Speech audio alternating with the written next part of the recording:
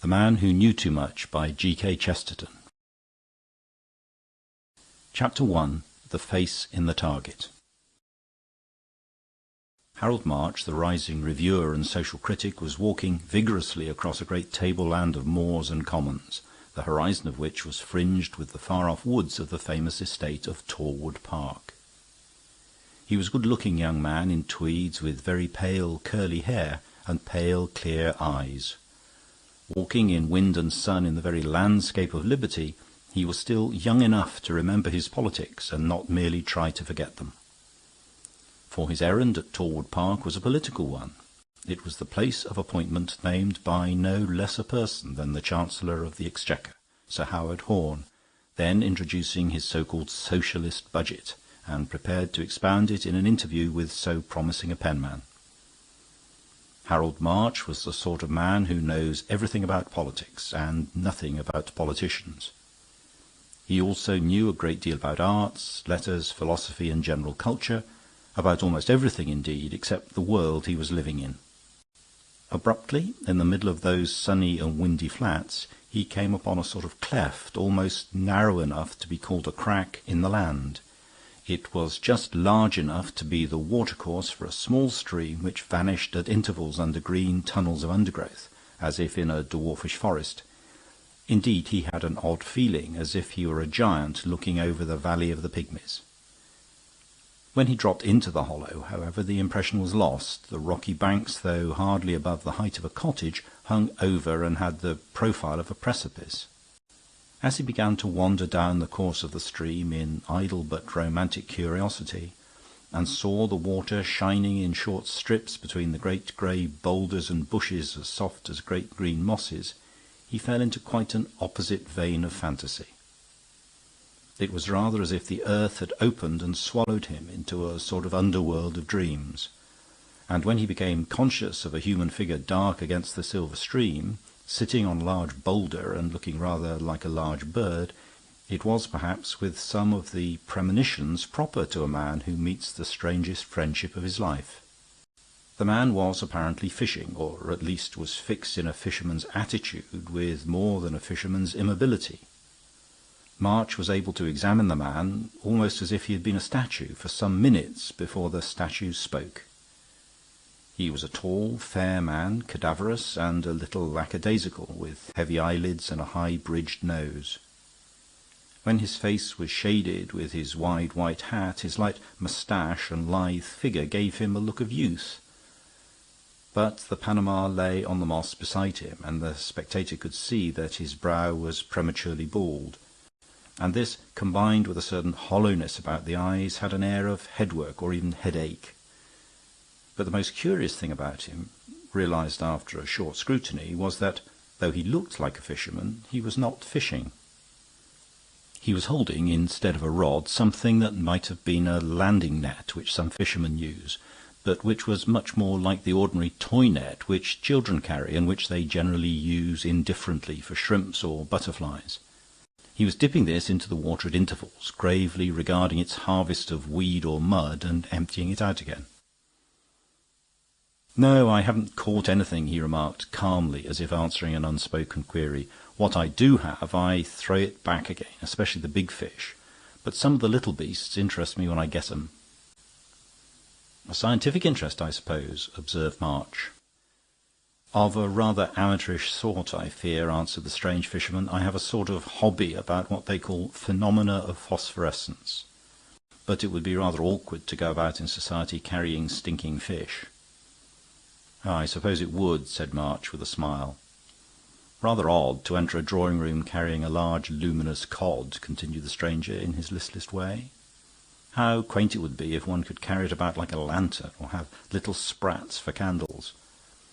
Some of the sea beasts would really be very pretty, like lampshades, the blue sea snail that glitters all over like starlight, and some of the red starfish really shine like red stars. But naturally I'm not looking for them here." March thought of asking him what he was looking for, but, feeling unequal to a technical discussion, at least as deep as the deep-sea fishes, he returned to more ordinary topics. "Delightful sort of hole this is," he said, "this little dell and river here. It's like those places Stevenson talks about where something ought to happen." "I know," answered the other. "I think it's because the place itself, so to speak, seems to happen and not merely to exist. Perhaps that's what old Picasso and some of the Cubists are trying to express by angles and jagged lines. Look at that wall, like low cliffs that juts forward just at right angles to the slope of turf sweeping up to it. That's like a silent collision. It's like a breaker or the backwash of a wave." March looked at the low-browed crag overhanging the green slope and nodded. He was interested in a man who turned so easily from the technicalities of science to those of art, and asked him if he admired the new angular artists. "As I feel it, the Cubists are not Cubist enough," replied the stranger. "I mean, they're not thick enough. By making things mathematical, they make them thin. Take the living lines out of that landscape, simplify it to a right angle, and you flatten it out to a mere diagram on paper. Diagrams have their own beauty, but it is of just the other sort. They stand for the unalterable things, the calm, eternal, mathematical sort of truths, what somebody calls the white radiance of—" He stopped, and before the next word came, something had happened almost too quickly and completely to be realized. From behind the overhanging rock came a noise and rush like that of a railway train, and a great motor car appeared. It topped the crest of the cliff, black against the sun, like a battle chariot rushing to destruction in some wild epic. March automatically put out his hand in one futile gesture, as if to catch a falling teacup in a drawing-room. For the fraction of a flash it seemed to leave the ledge of rock like a flying ship. Then the very sky seemed to turn over like a wheel, and it lay a ruin amid the tall grasses below, a line of grey smoke going up slowly from it into the silent air. A little lower, the figure of a man with grey hair tumbled down the steep green slope, his limbs lying all at random and his face turned away. The eccentric fisherman dropped his net and walked swiftly toward the spot, his new acquaintance following him. As they drew near, there seemed a sort of monstrous irony in the fact that the dead machine was still throbbing and thundering as busily as a factory, while the man lay so still. He was unquestionably dead. The blood flowed in the grass from a hopelessly fatal fracture at the back of the skull. But the face, which was turned to the sun, was uninjured and strangely arresting in itself. It was one of those cases of a strange face so unmistakable as to feel familiar. We feel somehow that we ought to recognize it, even though we do not. It was of the broad, square sort, with great jaws, almost like that of a highly intellectual ape. The wide mouth shut so tight as to be traced by a mere line, the nose short, with the sort of nostrils that seemed to gape with an appetite for the air. The oddest thing about the face was that one of the eyebrows was cocked up at a much sharper angle than the other. March thought he had never seen a face so naturally alive as that dead one, and its ugly energy seemed all the stranger for its halo of hoary hair. Some papers lay half fallen out of the pocket, and from among them March extracted a card case. He read the name on the card aloud. Sir Humphrey Turnbull. I'm sure I've heard that name somewhere. His companion only gave a sort of little sigh and was silent for a moment as if ruminating. Then he merely said, "The poor fellow is quite gone," and added some scientific terms in which his auditor once more found himself out of his depth. "As things are," continued the same curiously well-informed person, "it will be more legal for us to leave the body as it is until the police are informed. In fact, I think it will be well if nobody except the police is informed. Don't be surprised if I seem to be keeping it dark from some of our neighbours round here." Then, as if prompted to regularize his rather abrupt confidence, he said, "I've come down to see my cousin at Tallwood. My name is Horne Fisher. Might be a pun on my pottering about here, mightn't it?" "Is Sir Howard Horne your cousin?" asked March. "I'm going to Tallwood Park to see him myself. Only about his public work, of course, and the wonderful stand he is making for his principles.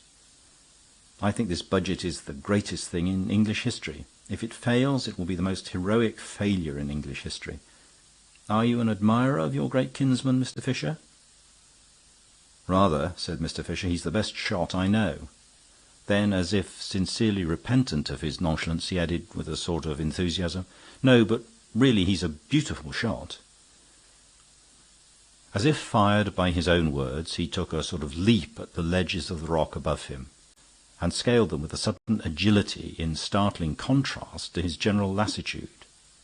He had stood for some seconds on the headland above, with his aquiline profile under the Panama hat relieved against the sky, and peering over the countryside, before his companion had collected himself sufficiently to scramble up after him. The level above was a stretch of common turf on which the tracks of the fated car were ploughed plainly enough. But the brink of it was broken as with rocky teeth. Broken boulders of all shapes and sizes lay near the edge.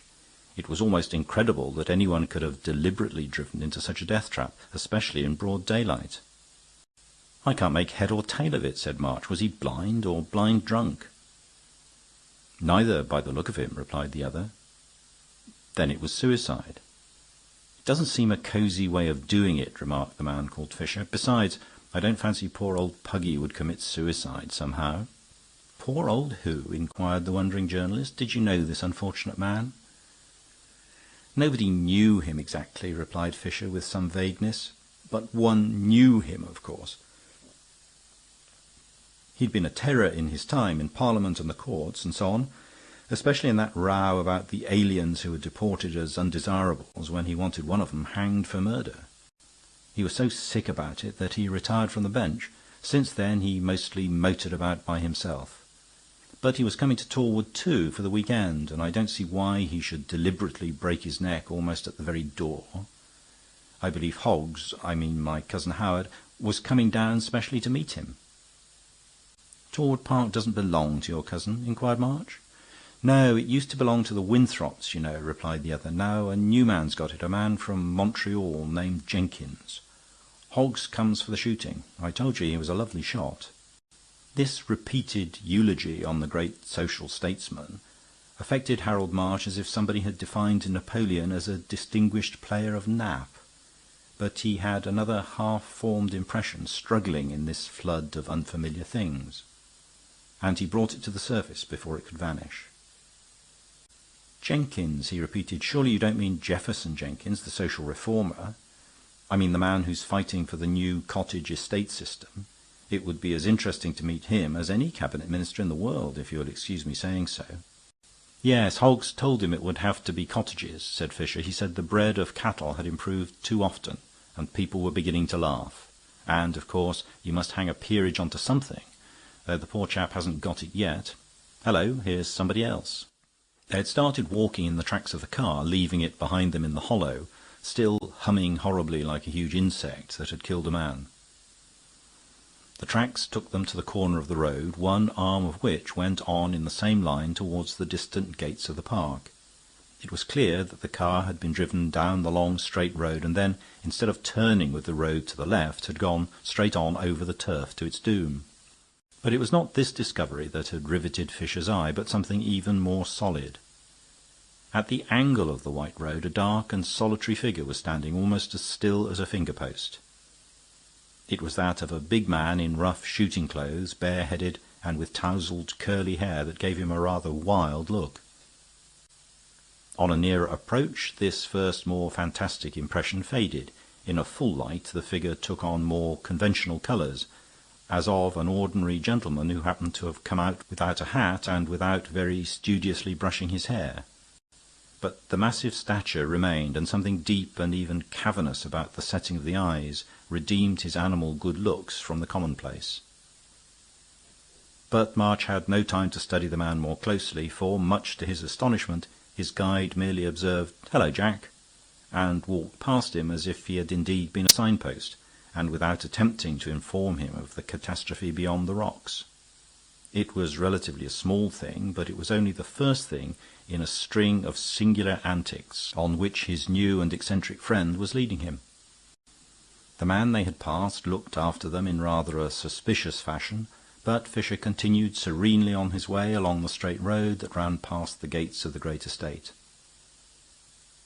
"That's John Burke, the traveller," he condescended to explain. "I expect you've heard of him, shoots big game and all that. Sorry I couldn't stop to introduce you, but I dare say you'll meet him later on." "I know his book, of course," said March, with renewed interest. "That is certainly a fine piece of description about their being only conscious of the closeness of the elephant when the colossal head blocked out the moon." "Yes, young Halkett writes jolly well, I think." "What, didn't you know Halkett wrote Burke's books for him? Burke can't use anything except a gun, and you can't write with that." "Oh, he's genuine enough in his way, you know, as brave as a lion, or a good deal braver by all accounts." "You seem to know all about him," observed March, with a rather bewildered laugh, "and about a good many other people." Fisher's bald brow became abruptly corrugated, and a curious expression came into his eyes. "I know too much," he said. "That's what's the matter with me. That's what's the matter with all of us. And the whole show. We know too much about one another, too much about ourselves. That's why I'm really interested just now about one thing that I don't know." "And that is?" inquired the other. "Why that poor fellow is dead." They had walked along the straight road for nearly a mile, conversing at intervals in this fashion, and March had a singular sense of the whole world being turned inside out. Mr. Horne Fisher did not especially abuse his friends and relatives in fashionable society. Of some of them he spoke with affection, but they seemed to be an entirely new set of men and women who happened to have the same nerves as the men and women mentioned most often in the newspapers. Yet no fury of revolt could have seemed to him more utterly revolutionary than this cold familiarity. It was like daylight on the other side of stage scenery. They reached the great lodge gates of the park and, to March's surprise, passed them and continued along the interminable white straight road. But he was himself too early for his appointment with Sir Howard, and was not disinclined to see the end of his new friend's experiment, whatever it might be. They had long left the moorland behind them, and half the white road was grey in the great shadow of the tallwood pine forests, themselves like grey bars shuttered against the sunshine, and within, amid that clear noon, manufacturing their own midnight. Soon, however, rifts began to appear in them like gleams of coloured windows. The trees thinned and fell away as the road went forward, showing the wild, irregular copses in which, as Fisher said, the house party had been blazing away all day. And about 200 yards farther on they came to the first turn of the road. At the corner stood a sort of decayed inn with the dingy sign of The Grapes.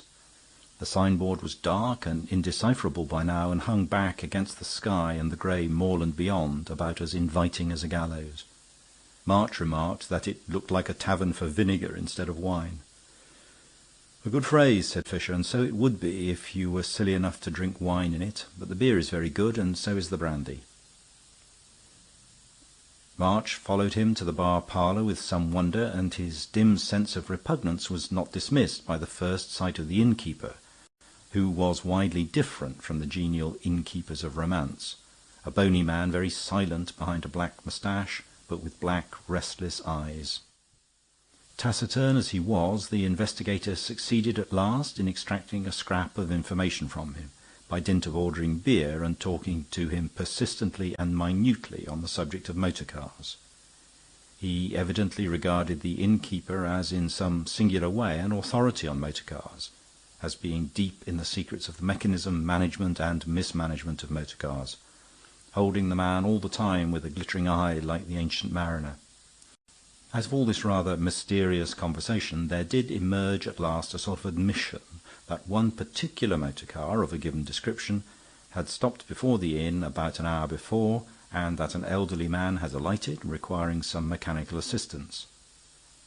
Asked if the visitor required any other assistance, the innkeeper said shortly that the old man had filled his flask and taken a packet of sandwiches. And with these words the somewhat inhospitable host had walked hastily out of the bar, and they heard him banging doors in the dark interior.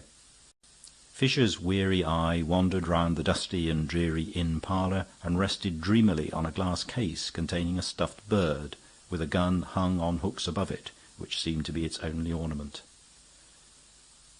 Puggy was a humorist, he observed, at least in his own rather grim style, but it seems rather too grim a joke for a man to buy a packet of sandwiches when he's just going to commit suicide. "If you come to that," answered March, "it isn't very usual for a man to buy a packet of sandwiches when he's just outside the door of a grand house he's going to stop at." "No, no," repeated Fisher almost mechanically, and then suddenly cocked his eye at his interlocutor with a much livelier expression. "By Jove, that's an idea. You're perfectly right, and that suggests a very queer idea, doesn't it?" There was a silence, and then March started with irrational nervousness as the door of the inn was flung open and another man walked rapidly to the counter. He had struck it with a coin and called out for brandy before he saw the other two guests, who were sitting at a bare wooden table under the window. When he turned about with a rather wild stare, March had yet another unexpected emotion, for his guide hailed the man as Hoggs, and introduced him as Sir Howard Horne. He looked rather older than his boyish portraits in the illustrated papers, as is the way of politicians. His flat, fair hair was touched with grey, but his face was almost comically round, with a Roman nose which, when combined with his quick, bright eyes, raised a vague reminiscence of a parrot. He had a cap rather at the back of his head and a gun under his arm. Harold March had imagined many things about his meeting with a great political reformer, but he had never pictured him with a gun under his arm drinking brandy in a public house. "So you're stopping at Jinks too," said Fisher. "Everybody seems to be at Jinks." "Yes," replied the Chancellor of the Exchequer. "Jolly good shooting. At least all of it that isn't Jinks shooting. I never knew a chap with such good shooting that was such a bad shot. Mind you, he's a jolly good fellow and all that. I don't say a word against him. But he never learned to hold a gun when he was packing pork or whatever he did. They say he shot the cockade off his own servant's hat. Just like him to have cockades, of course. He shot the weathercock off his own ridiculous gilded summer-house. It's the only cock he'll ever kill, I should think. Are you coming up there now?" Fisher said rather vaguely that he was following soon when he had fixed something up, and the Chancellor of the Exchequer left the inn. March fancied he had been a little upset or impatient when he called for the brandy, but he had talked himself back into a satisfactory state, if the talk had not been quite what his literary visitor had expected. Fisher, a few minutes afterward, slowly led the way out of the tavern and stood in the middle of the road, looking down in the direction from which they had travelled. Then he walked back about 200 yards in that direction and stood still again. "I should think this is about the place," he said. "What place?" asked his companion. "The place where the poor fellow was killed," said Fisher sadly. "What do you mean?" demanded March. "He was smashed up on the rocks a mile and a half from here." "No, he wasn't," replied Fisher. "He didn't fall on the rocks at all. Didn't you notice that he only fell on the slope of soft grass underneath? But I saw that he had a bullet in him already." Then, after a pause, he added, "He was alive at the inn, but he was dead long before he came to the rocks. So he was shot as he drove his car down this strip of straight road, and I should think somewhere about here. After that, of course, the car went straight on with nobody to stop or turn it. It's really a very cunning dodge in its way, for the body would be found far away, and most people would say, as you do, that it was an accident to a motorist. The murderer must have been a clever brute." "But wouldn't the shot be heard at the inn or somewhere?" asked March. "It would be heard, but it would not be noticed. That," continued the investigator, "is where he was clever again. Shooting was going on all over the place all day. Very likely he timed his shot so as to drown it in a number of others. Certainly he was a first-class criminal, and he was something else as well." "What do you mean?" asked his companion, with a creepy premonition of something coming, he knew not why. "He was a first-class shot," said Fisher. He had turned his back abruptly and was walking down a narrow, grassy lane, little more than a cart-track, which lay opposite the inn and marked the end of the great estate and the beginning of the open moors. March plodded after him with the same idle perseverance, and found him staring through a gap in giant weeds and thorns at the flat face of a painted paling. From behind the paling rose the great grey columns of a row of poplars, which filled the heavens above them with dark green shadow, and shook faintly in a wind which had sunk slowly into a breeze. The afternoon was already deepening into evening, and the titanic shadows of the poplars lengthened over a third of the landscape. "Are you a first-class criminal?" asked Fisher, in a friendly tone. "I'm afraid I'm not, but I think I can manage to be a sort of fourth-rate burglar." And before his companion could reply, he managed to swing himself up and over the fence. March followed without much bodily effort, but with considerable mental disturbance. The poplars grew so close against the fence that they had some difficulty in slipping past them, and beyond the poplars they could see only a high hedge of laurel, green and lustrous in the level sun. Something in this limitation by a series of living walls made him feel as if he were really entering a shattered house instead of an open field. It was as if he came in by a disused door or window and found the way blocked by furniture. When they had circumvented the laurel hedge, they came out on a sort of terrace of turf, which fell by one green step to an oblong lawn like a bowling green.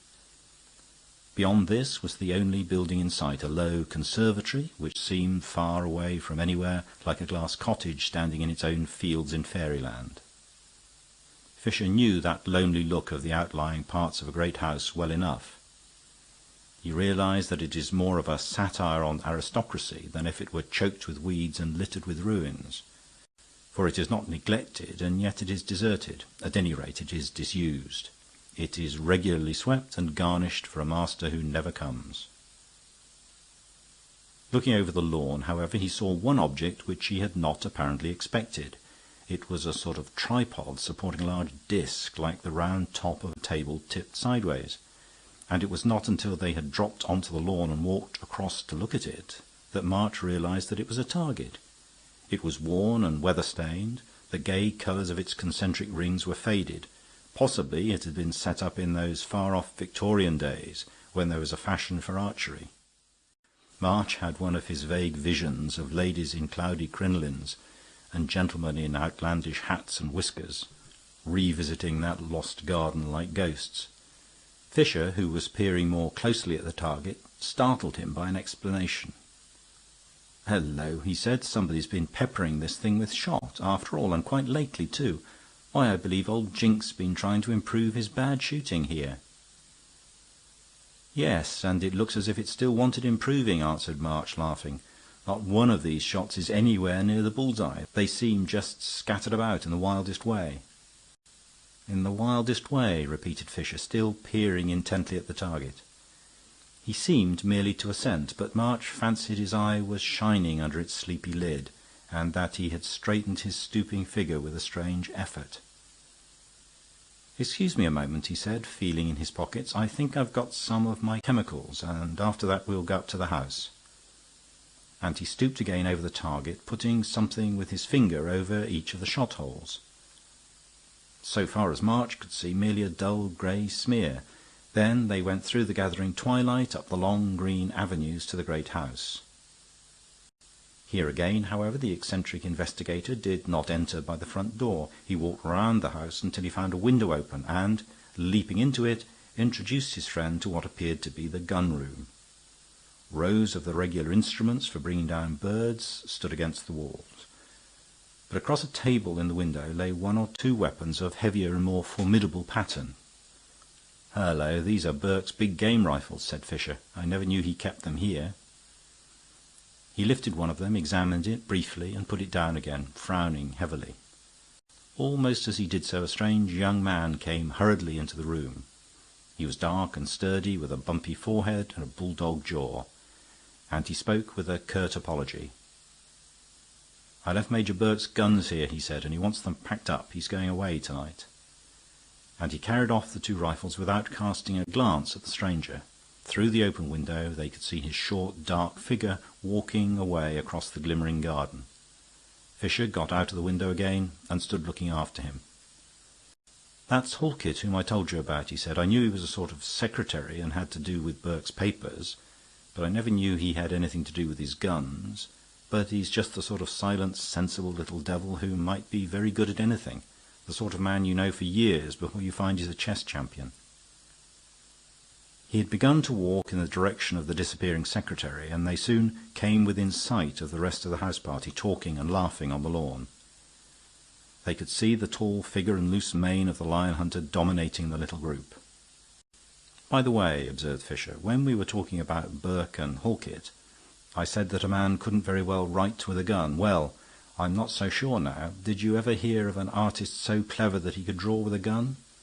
There's a wonderful chap loose about here." Sir Howard hailed Fisher and his friend the journalist with almost boisterous amiability. The latter was presented to Major Burke and Mr. Halkett, and also, by way of a parenthesis, to his host, Mr. Jenkins, a commonplace little man in loud tweeds, whom everybody else seemed to treat with a sort of affection, as if he were a baby. The irrepressible Chancellor of the Exchequer was still talking about the birds he'd brought down, the birds that Burke and Halkett had brought down, and the birds that Jenkins, their host, had failed to bring down. It seemed to be a sort of sociable monomania. "You and your big game," he ejaculated aggressively to Burke. "Why, anybody could shoot big game. You want to be a shot to shoot small game." "Quite so," interposed Horne Fisher. "Now, if only a hippopotamus could fly up in the air out of that bush, or you preserved flying elephants on the estate, why, then—" "Why, even Jink might hit that sort of a bird," cried Sir Howard, hilariously slapping his host on the back. "Even he might hit a haystack or a hippopotamus." "Look here, you fellows," said Fisher, "I want you to come along with me for a minute and shoot at something else. Not a hippopotamus. Another kind of queer animal I found on the estate. It's an animal with 3 legs and 1 eye, and it's all the colours of the rainbow." "What the deuce are you talking about?" asked Burke. "Come along and see," replied Fisher cheerfully. Such people seldom reject anything nonsensical, for they are always seeking for something new.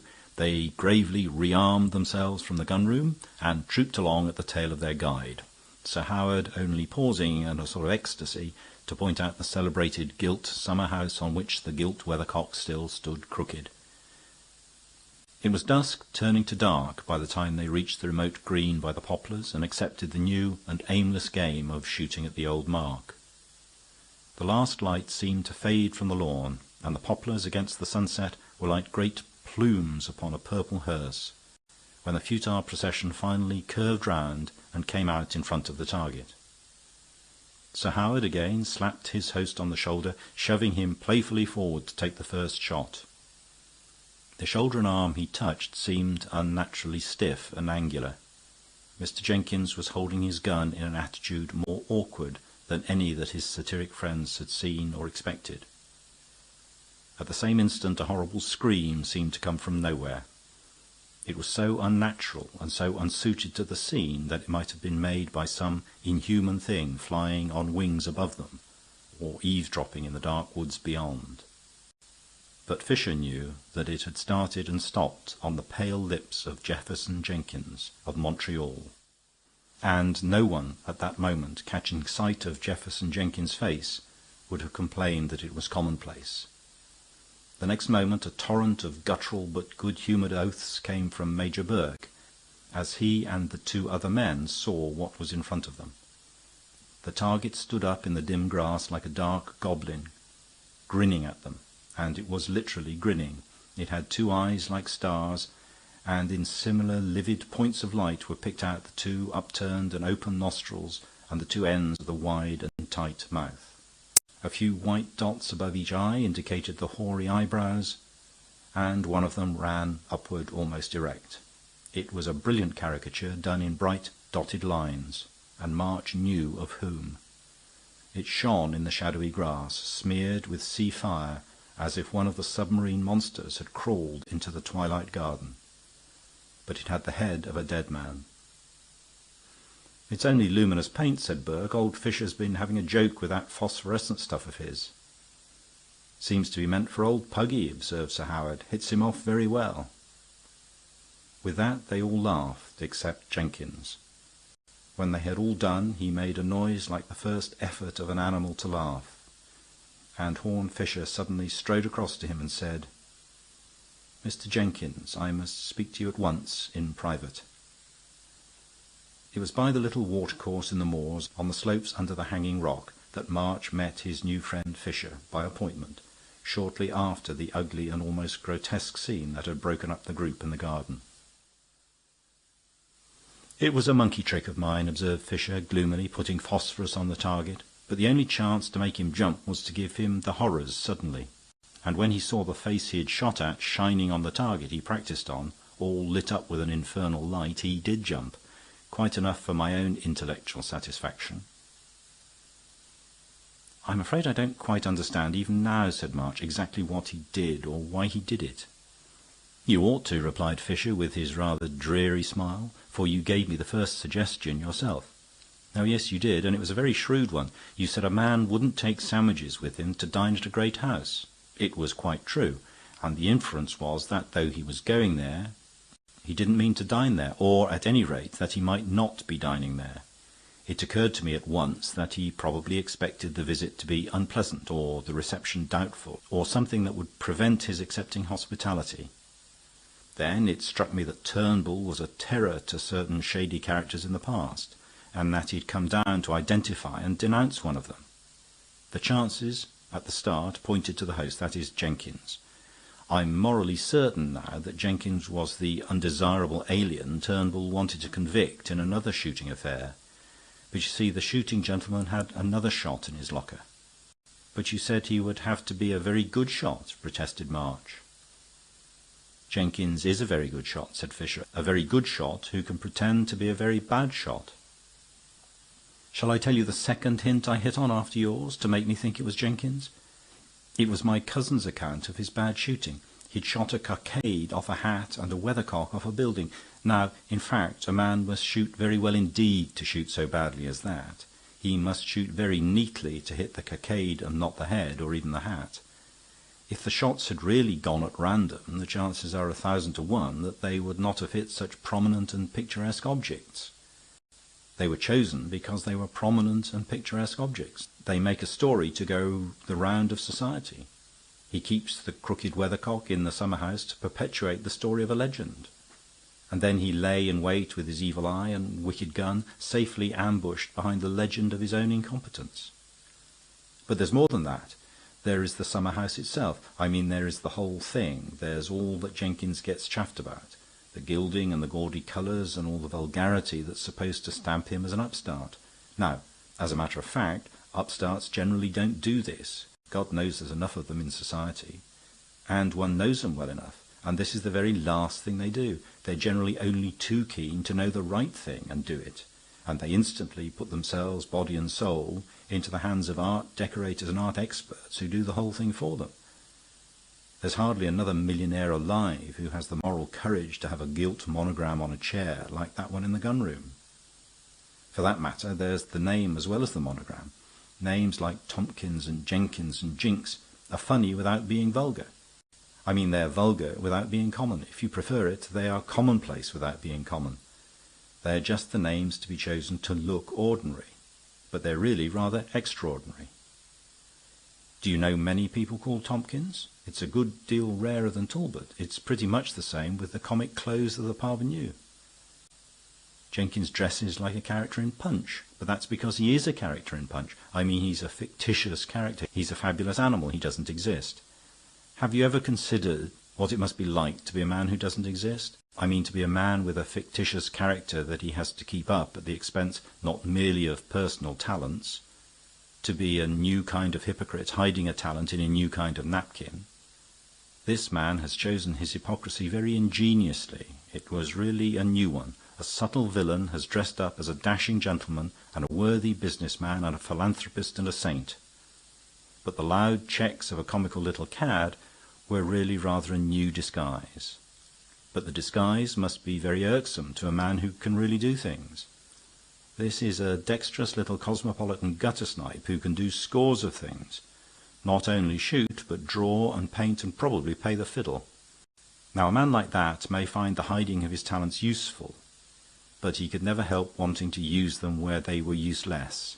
If he can draw, he will draw absent-mindedly on blotting paper. I suspect this rascal has often drawn poor old Puggy's face on blotting paper. Probably he began doing it in blots as he afterwards did it in dots, or rather shots. It was the same sort of thing. He found a disused target in a deserted yard and couldn't resist indulging in a little secret shooting, like secret drinking. You thought the shots all scattered and irregular, and so they were, but not accidental. No two distances were alike, but the different points were exactly where he wanted to put them. As nothing needs so much mathematical precision as a wild caricature. I've dabbled a little in drawing myself, and I assure you that to put one dot where you want it is a marvel with a pen close to a piece of paper. It is a miracle to do it across a garden with a gun. But a man who can work those miracles will always itch to work them if it's only in the dark. After a pause, March observed thoughtfully, "But he couldn't have brought him down like a bird with one of those little guns." "No, that was why I went into the gun-room," replied Fisher. "He did it with one of Burke's rifles, and Burke thought he knew the sound of it. That's why he rushed out without a hat, looking so wild. He saw nothing but a car passing quickly, which he followed for a little way, and then concluded he'd made a mistake. There was another silence, during which Fisher sat on a great stone as motionless as on their first meeting, and watched the grey and silver river eddying past under the bushes. Then March said abruptly, "Of course he knows the truth now." "Nobody knows the truth but you and I," answered Fisher, with a certain softening in his voice, "and I don't think you and I will ever quarrel." "What do you mean?" asked March in an altered accent. "What have you done about it?" Horne Fisher continued to gaze steadily at the eddying stream. At last he said, "The police have proved it was a motor accident." "But you know it was not." "I told you that I know too much," replied Fisher, with his eye on the river. "I know that, and I know a great many other things. I know the atmosphere and the way the whole thing works. I know this fellow has succeeded in making himself something incurably commonplace and comic. I know you can't get up a persecution of old Tootle or little Titch. If I were to tell Hoggs or Halkett that old Jink was an assassin, they would almost die of laughter before my eyes. Oh, I don't say their laughter's quite innocent, though it's genuine in its way. They want old Jink, and they couldn't do without him. I don't say I'm quite innocent. I like Hoggs. I don't want him to be down and out, and he'd be done for if Jink can't pay for his coronet. They were devilish near the line at the last election. But the only real objection to it is that it's impossible. Nobody would believe it. It's not in the picture. The crooked weathercock would always turn it into a joke." "Don't you think this is infamous?" asked March quietly. "I think a good many things," replied the other. "If you people ever happen to blow the whole tangle of society to hell with dynamite, I don't know that the human race will be much the worse. But don't be too hard on me merely because I know what society is. That's why I moon away my time over things like stinking fish." There was a pause as he settled himself down again by the stream, and then he added, "I told you before I had to throw back the big fish." End of chapter. Chapter 2. The Vanishing Prince. This tale begins among a tangle of tales round a name that is at once recent and legendary. The name is that of Michael O'Neill, popularly called Prince Michael, partly because he claimed descent from ancient Fenian princes, and partly because he was credited with a plan to make himself Prince President of Ireland, as the last Napoleon did of France. He was undoubtedly a gentleman of honourable pedigree and of many accomplishments, but two of his accomplishments emerged from all the rest. He had a talent for appearing when he was not wanted, and a talent for disappearing when he was wanted, especially when he was wanted by the police. It may be added that his disappearances were more dangerous than his appearances. In the latter he seldom went beyond the sensational, pasting up seditious placards, tearing down official placards, making flamboyant speeches, or unfurling forbidden flags. But in order to effect the former, he would sometimes fight for his freedom with startling energy, from which men were sometimes lucky to escape with a broken head instead of a broken neck. His most famous feats of escape, however, were due to dexterity and not to violence. On a cloudless summer morning he had come down a country road white with dust, and, pausing outside a farmhouse, had told the farmer's daughter with elegant indifference that the local police were in pursuit of him. The girl's name was Bridget Royce, a sombre and even sullen type of beauty, and she looked at him darkly as if in doubt and said, "Do you want me to hide you?" Upon which he only laughed, leapt lightly over the stone wall, and strode toward the farm, merely throwing over his shoulder the remark, "Thank you, I have generally been quite capable of hiding myself." In which proceeding he acted with a tragic ignorance of the nature of women, and there fell on his path in that sunshine a shadow of doom. While he disappeared through the farmhouse, the girl remained for a few moments looking up the road, and two perspiring policemen came ploughing up to the door where she stood. Though still angry, she was still silent, and a quarter of an hour later the officers had searched the house and were already inspecting the kitchen garden and the cornfield behind it. In the ugly reaction of her mood, she might have been tempted even to point out the fugitive, but for a small difficulty that she had no more notion than the policeman had of where he could possibly have gone. The kitchen garden was enclosed by a very low wall, and the cornfield beyond lay aslant like a square patch on a great green hill, on which he could still have been seen even as a dot in the distance. Everything stood solid in its familiar place. The apple tree was too small to support or hide a climber. The only shed stood open and obviously empty. There was no sound, save the droning of summer flies and the occasional flutter of a bird unfamiliar enough to be surprised by the scarecrow in the field. There was scarcely a shadow save a few blue lines that fell from the thin trees. Every detail was picked out by the brilliant day light, as if in a microscope.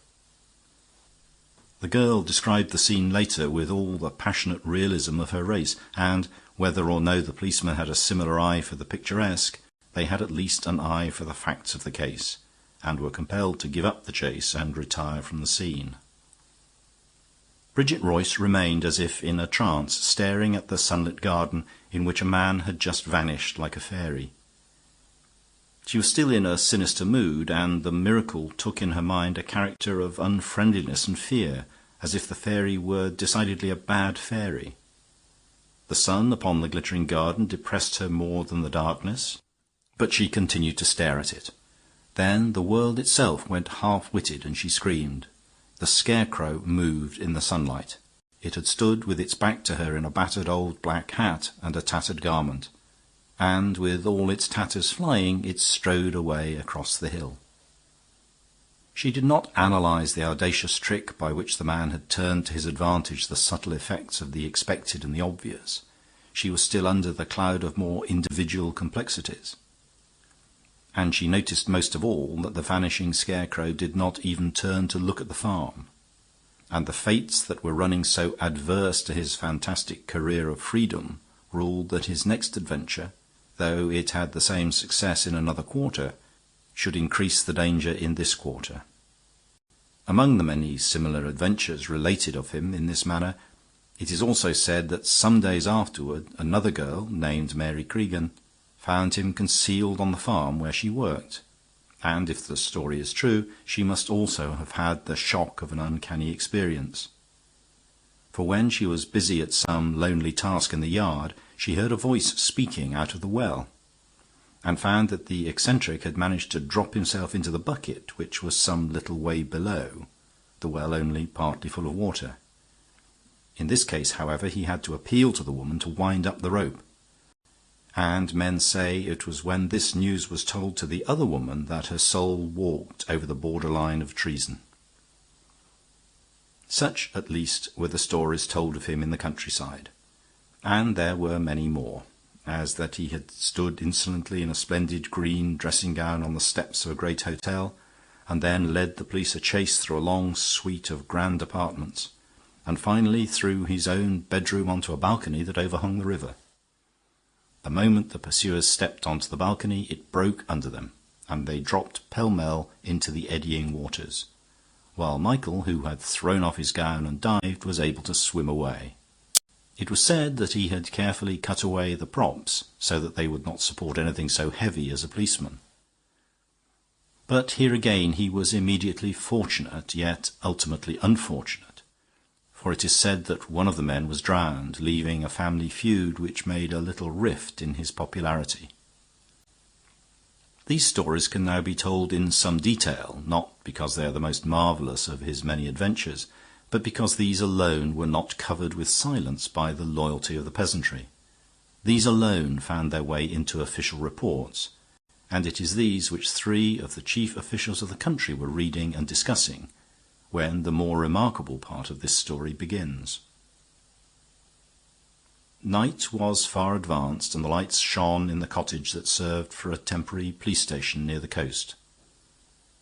On one side of it were the last houses of the straggling village, and on the other nothing but a waste moorland stretching away toward the sea, the line of which was broken by no landmark except a solitary tower of the prehistoric pattern still found in Ireland, standing up as slender as a column, but pointed like a pyramid.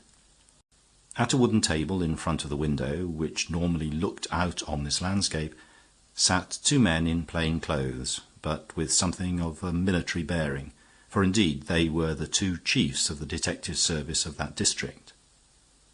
The senior of the two, both in age and rank, was a sturdy man with a short white beard and frosty eyebrows fixed in a frown which suggested rather worry than severity.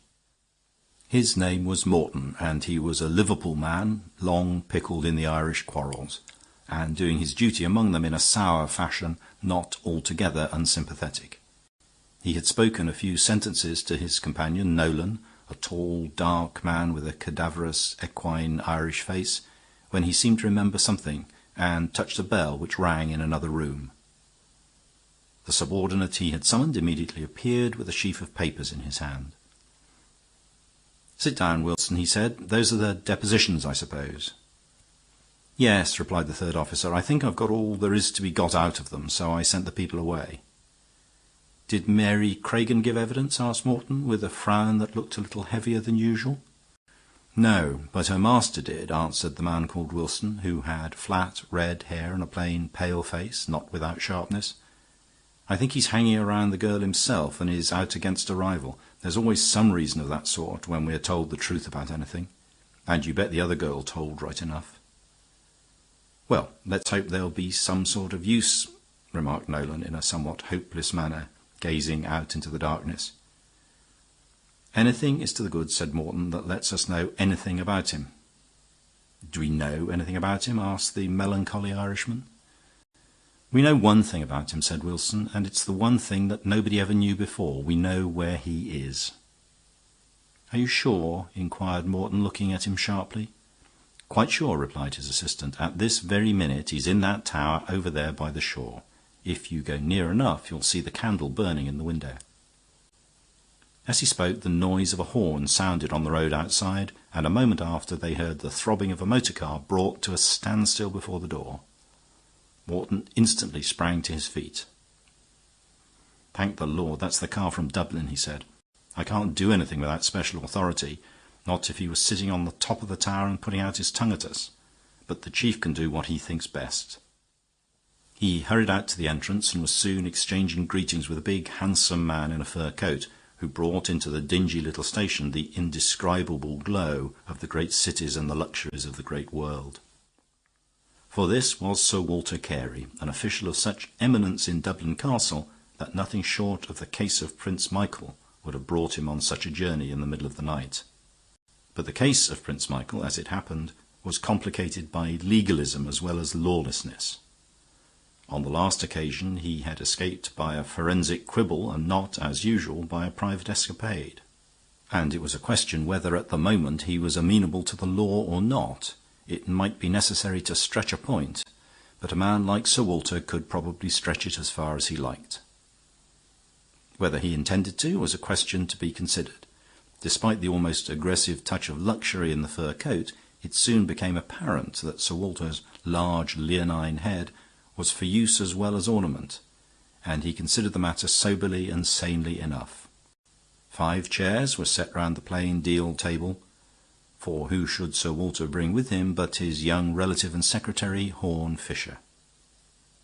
Sir Walter listened with grave attention, and his secretary with polite boredom, to the string of episodes by which the police had traced the flying rebel from the steps of the hotel to the solitary tower beside the sea.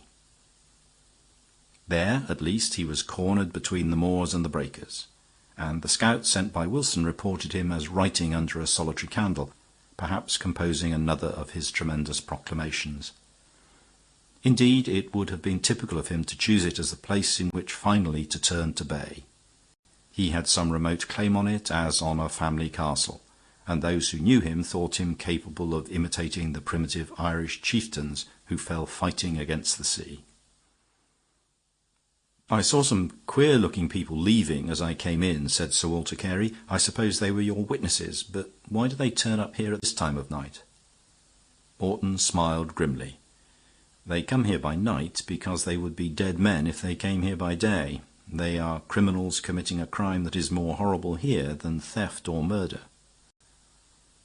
"What crime do you mean?" asked the other with some curiosity.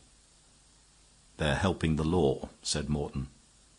There was a silence, and Sir Walter considered the papers before him with an abstracted eye. At last he spoke. "Quite so. But look here, if the local feeling is as lively as that, there are a good many points to consider. I believe the new Act will enable me to collar him now if I think it best. But is it best? A serious rising would do us no good in Parliament, and the government has enemies in England as well as Ireland. It won't do if I have done what looks a little like sharp practice, and then only raised a revolution." "It's all the other way," said the man called Wilson rather quickly. "There won't be half so much of a revolution if you arrest him as there will if you leave him loose for 3 days longer.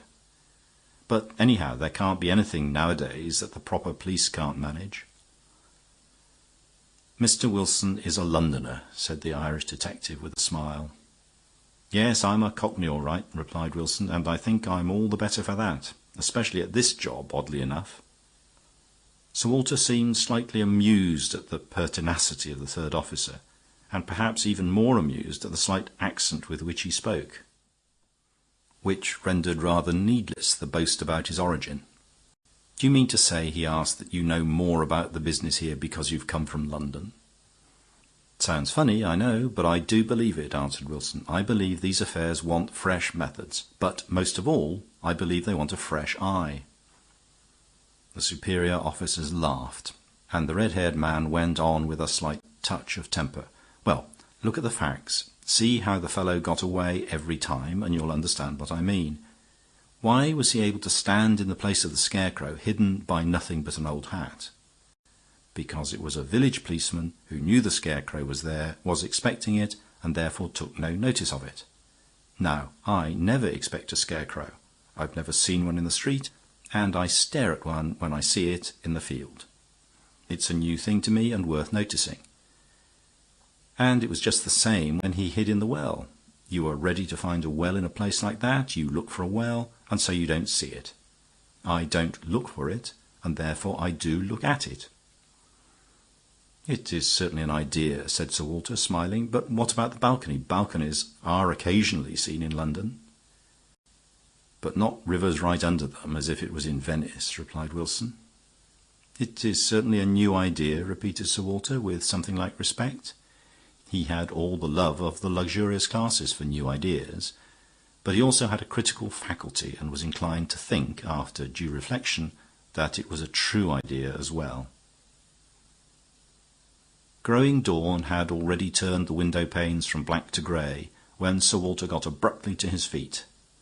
The others rose also, taking this for a signal that the arrest was to be undertaken. But their leader stood for a moment in deep thought, as if conscious that he had come to a parting of the ways. Suddenly the silence was pierced by a long wailing cry from the dark moors outside. The silence that followed it seemed more startling than the shriek itself, and it lasted until Nolan said heavily, "'Tis the Banshee. Somebody is marked for the grave." His long, large-featured face was as pale as a moon, and it was easy to remember that he was the only Irishman in the room. "Well, I know that Banshee," said Wilson cheerfully, "ignorant as you think I am of these things. I talked to that Banshee myself an hour ago, and I sent that Banshee up to the tower and told her to sing out like that if she could get a glimpse of our friend writing his proclamation." "Do you mean that girl Bridget Royce?" asked Morton, drawing his frosty brows together. "Has she turned king's evidence to that extent?" "Yes," answered Wilson. "I know very little of these local things you tell me, but I reckon an angry woman is much the same in all countries." Nolan, however, seemed still moody and unlike himself. "It's an ugly noise and an ugly business altogether," he said. "If it's really the end of Prince Michael, it may well be the end of other things as well. When the spirit is on him, he would escape by a ladder of dead men and wade through the sea if it were made of blood." "Is that the real reason of your pious alarms?" asked Wilson, with a slight sneer. The Irishman's face blackened with a new passion. "I've faced as many murderers in County Clare as you ever fought with in Clapham Junction, Mr. Cockney," he said. "Hush, please," said Morton sharply. "Wilson, you have no kind of right to imply doubt of your superior's conduct. I hope you will prove yourself as courageous and trustworthy as he has always been." The pale face of the red-haired man seemed a shade paler, but he was silent and composed, and Sir Walter went up to Nolan with marked courtesy, saying, "Shall we go outside now and get this business done?" Dawn had lifted, leaving a wide chasm of white between a great grey cloud and the great grey moorland, beyond which the tower was outlined against the daybreak and the sea. Something in its plain and primitive shape vaguely suggested the dawn in the first days of the earth, in some prehistoric time when even the colours were hardly created, when there was only blank daylight between cloud and clay. These dead hues were relieved only by one spot of gold, the spark of the candle alight in the window of the lonely tower, and burning on into the broadening daylight. As the group of detectives, followed by a cordon of policemen, spread out in a crescent to cut off all escape, the light in the tower flashed as if it were moved for a moment, and then went out. They knew the man inside had realized the daylight and blown out his candle. "There are other windows, aren't there?" asked Morton. "And a door, of course, somewhere round the corner. Only a round tower has no corners." "Another example of my small suggestion," observed Wilson quietly. "That queer tower was the first thing I saw when I came to these parts, and I can tell you a little more about it, or at any rate the outside of it. There are 4 windows altogether, one a little way from this one, but just out of sight. Those are both on the ground floor, and so is the third on the other side, making a sort of triangle, but the fourth is just above the third, and I suppose it looks on an upper floor." "It's only a sort of loft reached by a ladder," said Nolan. "I've played in the place when I was a child. It's no more than an empty shell." And his sad face grew sadder, thinking, perhaps, of the tragedy of his country and the part that he had played in it. "The man must have got a table and chair, at any rate," said Wilson. "But no doubt he could have got those from some cottage. If I might make a suggestion, sir, I think we ought to approach all the 5 entrances at once, so to speak. One of us should go to the door and one to each window. Macbride here has a ladder for the upper window." Mr. Horne Fisher languidly turned to his distinguished relative and spoke for the first time. "I am rather a convert to the Cockney school of psychology," he said in an almost inaudible voice. The others seemed to feel the same influence in different ways, for the group began to break up in the manner indicated. Morton moved toward the window immediately in front of them, where the hidden outlaw had just snuffed the candle. Nolan a little farther westward to the next window, while Wilson, followed by Macbride with the ladder, went round to the 2 windows at the back. Sir Walter Carey himself, followed by his secretary, began to walk round toward the only door, to demand admittance in a more regular fashion. "He will be armed, of course," remarked Sir Walter casually. "By all accounts," replied Horne Fisher, "he can do more with a candlestick than most men with a pistol.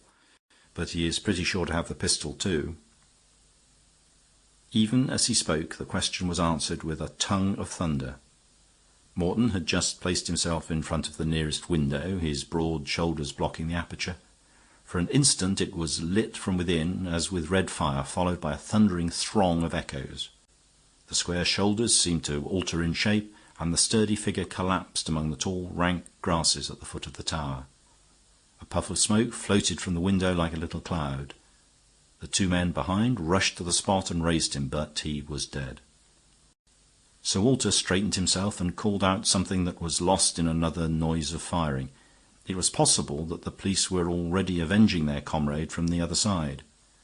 Fisher had already raced round to the next window, and a new cry of astonishment from him brought his patron to the same spot. Nolan, the Irish policeman, had also fallen, sprawling all his great length in the grass, and it was red with his blood. He was still alive when they reached him, but there was death on his face, and he was only able to make a final gesture telling them that all was over, and, with a broken word and a heroic effort, motioning them to where his other comrades were besieging the back of the tower.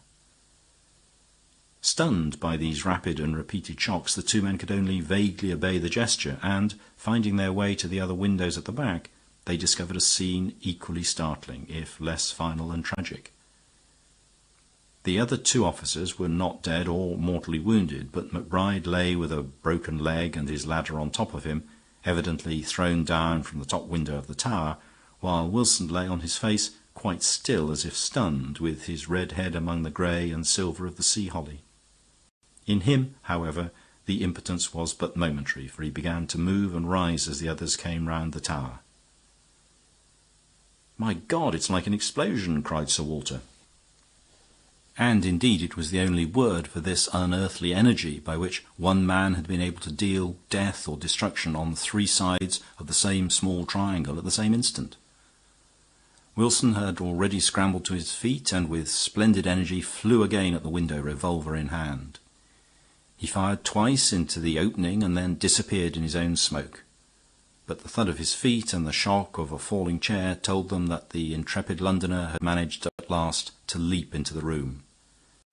Then followed a curious silence, and Sir Walter, walking to the window through the thinning smoke, looked into the hollow shell of the ancient tower. Except for Wilson staring around him, there was nobody there. The inside of the tower was a single empty room, with nothing but a plain wooden chair and a table on which were pens, ink, and paper, and the candlestick. Halfway up the high wall there was a rude timber platform, under the upper window a small loft, which was more like a large shelf. It was reached only by a ladder, and it seemed to be as bare as the bare walls. Wilson completed his survey of the place, and then went and stared at the things on the table. Then he silently pointed with his lean forefinger at the open page of the large notebook. The writer had suddenly stopped writing, even in the middle of a word. "I said it was like an explosion," said Sir Walter Carey at last, "and really the man himself seems to have suddenly exploded. But he's blown himself up somehow without touching the tower. He's burst more like a bubble than a bomb." "He's touched more valuable things than the tower," said Wilson gloomily. There was a long silence, and then Sir Walter said seriously, "Well, Mr. Wilson, I am not a detective, and these unhappy happenings have left you in charge of that branch of the business. We all lament the cause of this, but I should like to say that I myself have the strongest confidence in your capacity for carrying on the work. What do you think we should do next?" Wilson seemed to rouse himself from his depression and acknowledged the speaker's word with a warmer civility than he had hitherto shown to anybody. He called in a few of the police to assist in routing out the interior, leaving the rest to spread themselves in a search party outside. "I think," he said, "the first thing is to make quite sure about the inside of this place, as it was hardly physically possible for him to have got outside. I suppose poor Nolan would have brought in his banshee and said it was supernaturally possible. But I've got no use for disembodied spirits when I'm dealing with facts. And the facts before me are an empty tower with a ladder, a chair, and a table." "The spiritualists," said Sir Walter with a smile, "would say that spirits could find a great deal of use for a table." "I dare say they could if the spirits were on the table in a bottle," replied Wilson with a curl of his pale lip. "The people round here, when they're all sodden up with Irish whiskey, may believe in such things. I think they want a little education in this country." Horne Fisher's heavy eyelids fluttered in a faint attempt to rise, as if he were tempted to a lazy protest against the contemptuous tone of the investigator. "The Irish believe far too much in spirits to believe in spiritualism," he murmured. "They know too much about them. If you want a simple and childlike faith in any spirit that comes along, you can get it in your favourite London." "I don't want to get it anywhere," said Wilson shortly. "I say I'm dealing with much simpler things than your simple faith, with a table and a chair and a ladder. Now, what I want to say about them at the start is this. They are all 3 made roughly enough of plain wood, but the table and the chair are fairly new and comparatively clean. The ladder is covered with dust, and there is a cobweb under the top rung of it. That means that he borrowed the first 2 quite recently, from some cottage, as we supposed, but the ladder has been a long time in this rotten old dustbin. Probably it was part of the original furniture, an heirloom in this magnificent palace of the Irish kings." Again Fisher looked at him under his eyelids, but seemed too sleepy to speak, and Wilson went on with his argument. "Now, it's quite clear that something very odd has just happened in this place. The chances are 10 to 1, it seems to me, that it has something specially to do with this place. Probably he came here because he could do it only here. It doesn't seem very inviting otherwise.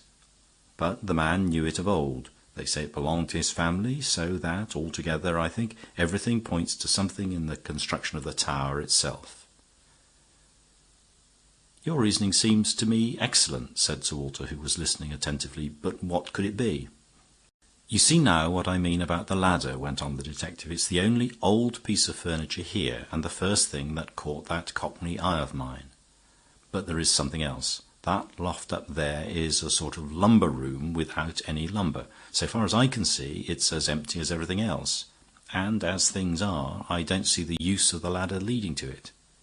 It seems to me, as I can't find anything unusual down here, that it might pay us to look up there."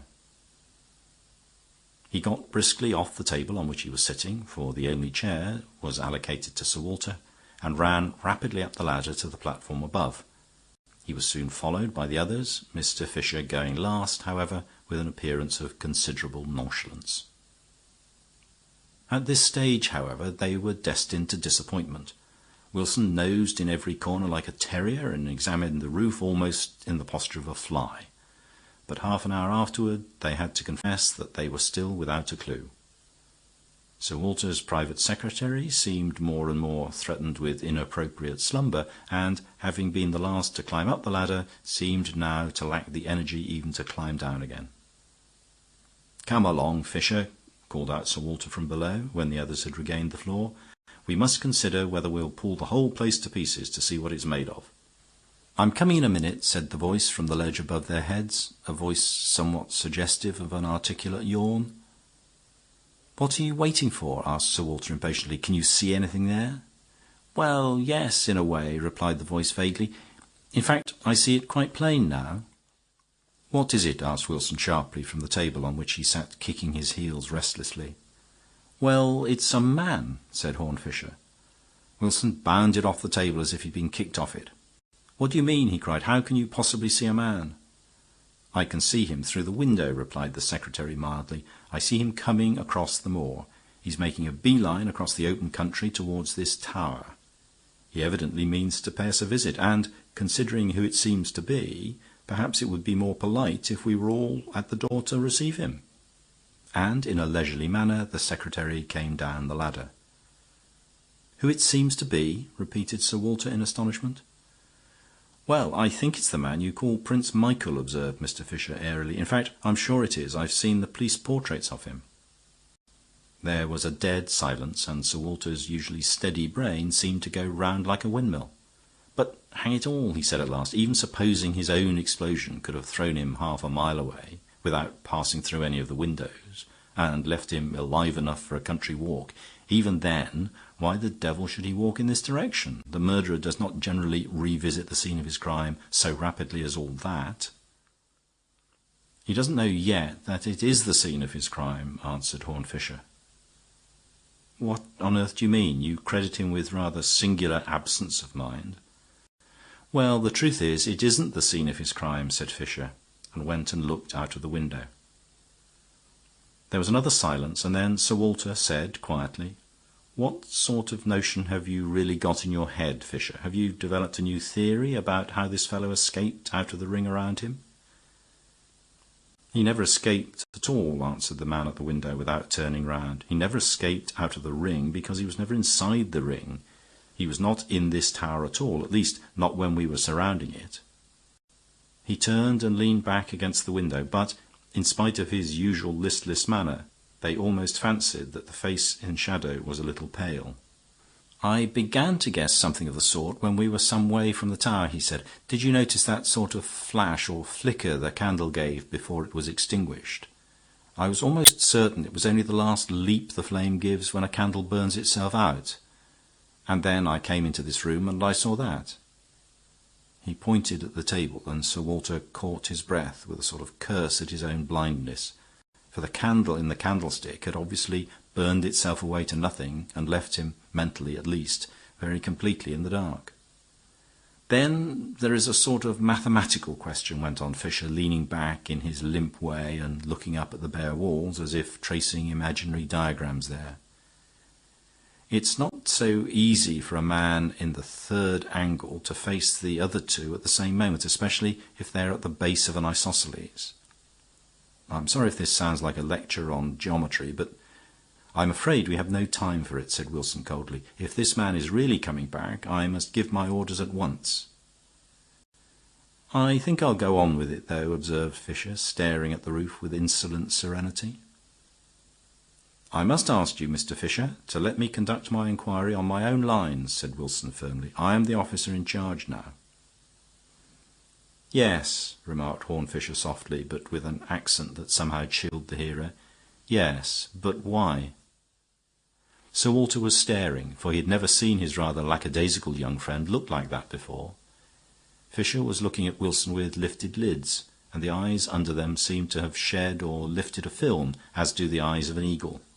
Why are you the officer in charge now? He asked. Why can you conduct the inquiry on your own lines now? How did it come about, I wonder, that the elder officers are not here to interfere with anything you do? Nobody spoke, and nobody can say how soon any one would have collected his wits to speak when a noise came from without. It was the heavy and hollow sound of a blow upon the door of the tower, and to their shaken spirits it sounded strangely like the hammer of doom. The wooden door of the tower moved on its rusty hinges under the hand that struck it, and Prince Michael came into the room. Nobody had the smallest doubt about his identity. His light clothes, though frayed with his adventures, were of fine and almost foppish cut, and he wore a pointed beard or imperial, perhaps as a further reminiscence of Louis Napoleon. But he was a much taller and more graceful man than his prototype. Before anyone could speak, he had silenced everyone for an instant with a slight but splendid gesture of hospitality. "Gentlemen," he said, "this is a poor place now, but you're heartily welcome." Wilson was the first to recover, and he took a stride toward the newcomer. "Michael O'Neill, I arrest you in the King's name for the murder of Francis Morton and James Nolan. It is my duty to warn you—" "No, no, Mr. Wilson," cried Fisher suddenly. "You shall not commit a third murder." Sir Walter Carey rose from his chair, which fell over with a crash behind him. "What does all this mean?" he called out in an authoritative manner. "It means," said Fisher, "that this man, Hooker Wilson, as soon as he had put his head in at that window, killed his two comrades who had put their heads in at the other windows by firing across the empty room. That is what it means. And if you want to know, count how many times he is supposed to have fired, and then count the charges left in his revolver." Wilson, who was still sitting on the table, abruptly put a hand out for the weapon that lay beside him. But the next movement was the most unexpected of all, for the prince, standing in the doorway, passed suddenly from the dignity of a statue to the swiftness of an acrobat, and rent the revolver out of the detective's hand. "You dog," he cried, "so you are the type of English truth as I am of Irish tragedy. You who come to kill me, wading through the blood of your brethren. If they had fallen in a feud on the hillside, it would be called murder, and yet your sin might be forgiven you. But I, who am innocent, I was to be slain with ceremony. There would be long speeches and patient judges listening to my vain plea of innocence, noting down my despair and disregarding it. Yes, that is what I call assassination. But killing may be no murder. There is one shot left in this little gun, and I know where it should go." Wilson turned quickly on the table, and even as he turned he twisted in agony, for Michael shot him through the body where he sat, so that he tumbled off the table like lumber. The police rushed to lift him. Sir Walter stood speechless, and then, with a strange and weary gesture, Horne Fisher spoke. "You are indeed a type of the Irish tragedy," he said. "You were entirely in the right, and you have put yourself in the wrong." The prince's face was like marble for a space, and then there dawned in his eyes a light not unlike that of despair. He laughed suddenly and flung the smoking pistol on the ground. "I am indeed in the wrong," he said. "I have committed a crime that may justly bring a curse on me and my children." Horne Fisher did not seem entirely satisfied with this very sudden repentance. He kept his eyes on the man and only said in a low voice, "What crime do you mean?" "I have helped English justice," replied Prince Michael. "I have avenged your king's officers. I have done the work of his hangman. For that, truly, I deserve to be hanged." and he turned to the police with a gesture that did not so much surrender to them, but rather command them to arrest him. This was the story that Horne Fisher told to Harold March, the journalist, many years after, in a little but luxurious restaurant near Piccadilly. He had invited March to dinner some time after the affair he called the Face in the Target, and the conversation had naturally turned on that mystery, and afterward on early memories of Fisher's life, and the way in which he was led to study such problems as those of Prince Michael. Horne Fisher was 15 years older. His thin hair had faded to frontal baldness, and his long, thin hands dropped less with affectation and more with fatigue. And he told the story of the Irish adventure of his youth because it recorded the first occasion on which he had ever come in contact with crime, or discovered how darkly and how terribly crime can be entangled with law. Hooker Wilson was the first criminal I ever knew, and he was a policeman, explained Fisher, twirling his wine-glass. And all my life has been a mixed-up business of the sort. He was a man of very real talent and perhaps genius, and well worth studying both as a detective and a criminal. His white face and red hair were typical of him, for he was one of those who are cold and yet on fire for fame. And he could control anger, but not ambition. He swallowed the snubs of his superiors in that first quarrel, though he boiled with resentment. But when he suddenly saw the two heads dark against the dawn and framed in the two windows, he could not miss the chance, not only of revenge, but of the removal of the two obstacles to his promotion. He was a dead shot and counted on silencing both, though proof against him would have been hard in any case. But as a matter of fact, he had a narrow escape in the case of Nolan, who lived just long enough to say Wilson and point. We thought he was summoning help for his comrade, but he was really denouncing his murderer. After that it was easy to throw down the ladder above him, for a man up a ladder cannot see clearly what is below and behind, and to throw himself on the ground as another victim of the catastrophe. But there was mixed up with his murderous ambition a real belief not only in his own talents but in his own theories. He did believe in what he called a fresh eye. And he did want scope for fresh methods. There was something in his view, but it failed where such things commonly fail, because the fresh eye cannot see the unseen. It is true about the ladder and the scarecrow, but not about the life and the soul. And he made a bad mistake about what a man like Michael would do when he heard a woman scream. All Michael's very vanity and vainglory made him rush out at once. He would have walked into Dublin Castle for a lady's glove. Call it his pose or what you will, but he would have done it. What happened when he met her is another story, and one we may never know. But from tales I've heard since, they must have been reconciled. Wilson was wrong there, but there was something for all that in his notion that the newcomer sees most, and that the man on the spot may know too much to know anything. He was right about some things. He was right about me. "About you?" asked Harold March in some wonder. "I am the man who knows too much to know anything, or at any rate to do anything," said Horne Fisher. "I don't mean especially about Ireland. I mean about England. I mean about the whole way we are governed, and perhaps the only way we can be governed. You asked me just now what became of the survivors of that tragedy. Well, Wilson recovered, and we managed to persuade him to retire. But we had to pension that damnable murderer more magnificently than any hero who ever fought for England. I managed to save Michael from the worst, but we had to send that perfectly innocent man to penal servitude for a crime we know he never committed. And it was only afterward that we could connive in a sneakish way at his escape. And Sir Walter Carey is Prime Minister of this country, which he would probably never have been if the truth had been told of such a horrible scandal in his department. It might have done for us altogether in Ireland. It would certainly have done for him. And he is my father's old friend, and has always smothered me with kindness. I am too tangled up with the whole thing, you see, and I was certainly never born to set it right. You look distressed, not to say shocked, and I'm not at all offended at it. Let us change the subject by all means, if you like. What do you think of this Burgundy? It's rather a discovery of mine, like the restaurant itself." And he proceeded to talk learnedly and luxuriantly on all the wines of the world, on which subject also some moralists would consider that he knew too much. End of chapter. Chapter 3. The Soul of the Schoolboy. A large map of London would be needed to display the wild and zigzag course of one day's journey undertaken by an uncle and his nephew.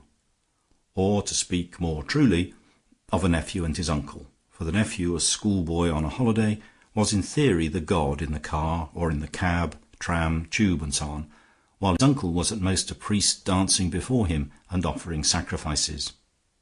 To put it more soberly, the schoolboy had something of the stolid air of a young duke doing the grand tour, while his elderly relative was reduced to the position of a courier, who nevertheless had to pay for everything like a patron. The schoolboy was officially known as Summers Minor, and in a more social manner as Stinks, the only public tribute to his career as an amateur photographer and electrician. The uncle was the Reverend Thomas Twyford, a lean and lively old gentleman with a red, eager face and white hair. He was, in the ordinary way, a country clergyman, but he was one of those who achieve the paradox of being famous in an obscure way, because they are famous in an obscure world. In a small circle of ecclesiastical archaeologists, who were the only people who could even understand one another's discoveries, he occupies a recognized and respectable place. And a critic might have found even in that day's journey at least as much of the uncle's hobby as of the nephew's holiday. His original purpose had been wholly paternal and festive, but like many other intelligent people, he was not above the weakness of playing with a toy to amuse himself, on the theory that it would amuse a child. His toys were crowns and mitres and croziers and swords of state, and he had lingered over them, telling himself that the boy ought to see all the sights of London. And at the end of the day, after a tremendous tea, he rather gave the game away by winding up with a visit in which hardly any human boy could be conceived as taking an interest. An underground chamber, supposed to have been a chapel, recently excavated on the north bank of the Thames, and containing literally nothing whatever but one old silver coin. But the coin, to those who knew, was more solitary and splendid than the Koh-i-Noor. It was Roman, and was said to bear the head of St. Paul, and round it raged the most vital controversies about the ancient British Church. It could hardly be denied, however, that the controversies left Summers Minor comparatively cold. Indeed, the things that interested Summers Minor and the things that did not interest him had mystified and amused his uncle for several hours. He exhibited the schoolboy's startling ignorance and startling knowledge of some special classification in which he can generally correct and confound his elders. He considered himself entitled, at Hampton Court on a holiday, to forget the very names of Cardinal Wolsey or William of Orange, but he could hardly be dragged from some details about the arrangement of the electric bells in the neighbouring hotel. He was solidly dazed by Westminster Abbey, which is not so unnatural, since that church became the lumber room of the larger and less successful statuary of the 18th century. But he had a magic and minute knowledge of the Westminster omnibuses, and indeed of the whole omnibus system of London, the colours and numbers of which he knew as a herald knows heraldry. He would cry out against a momentary confusion between a light green Paddington and a dark green Bayswater vehicle, as his uncle would at the identification of a Greek icon and a Roman image. "Do you collect omnibuses like stamps?" asked his uncle. "They must need a rather large album. Or do you keep them in your locker?" "I keep them in my head," replied the nephew with legitimate firmness.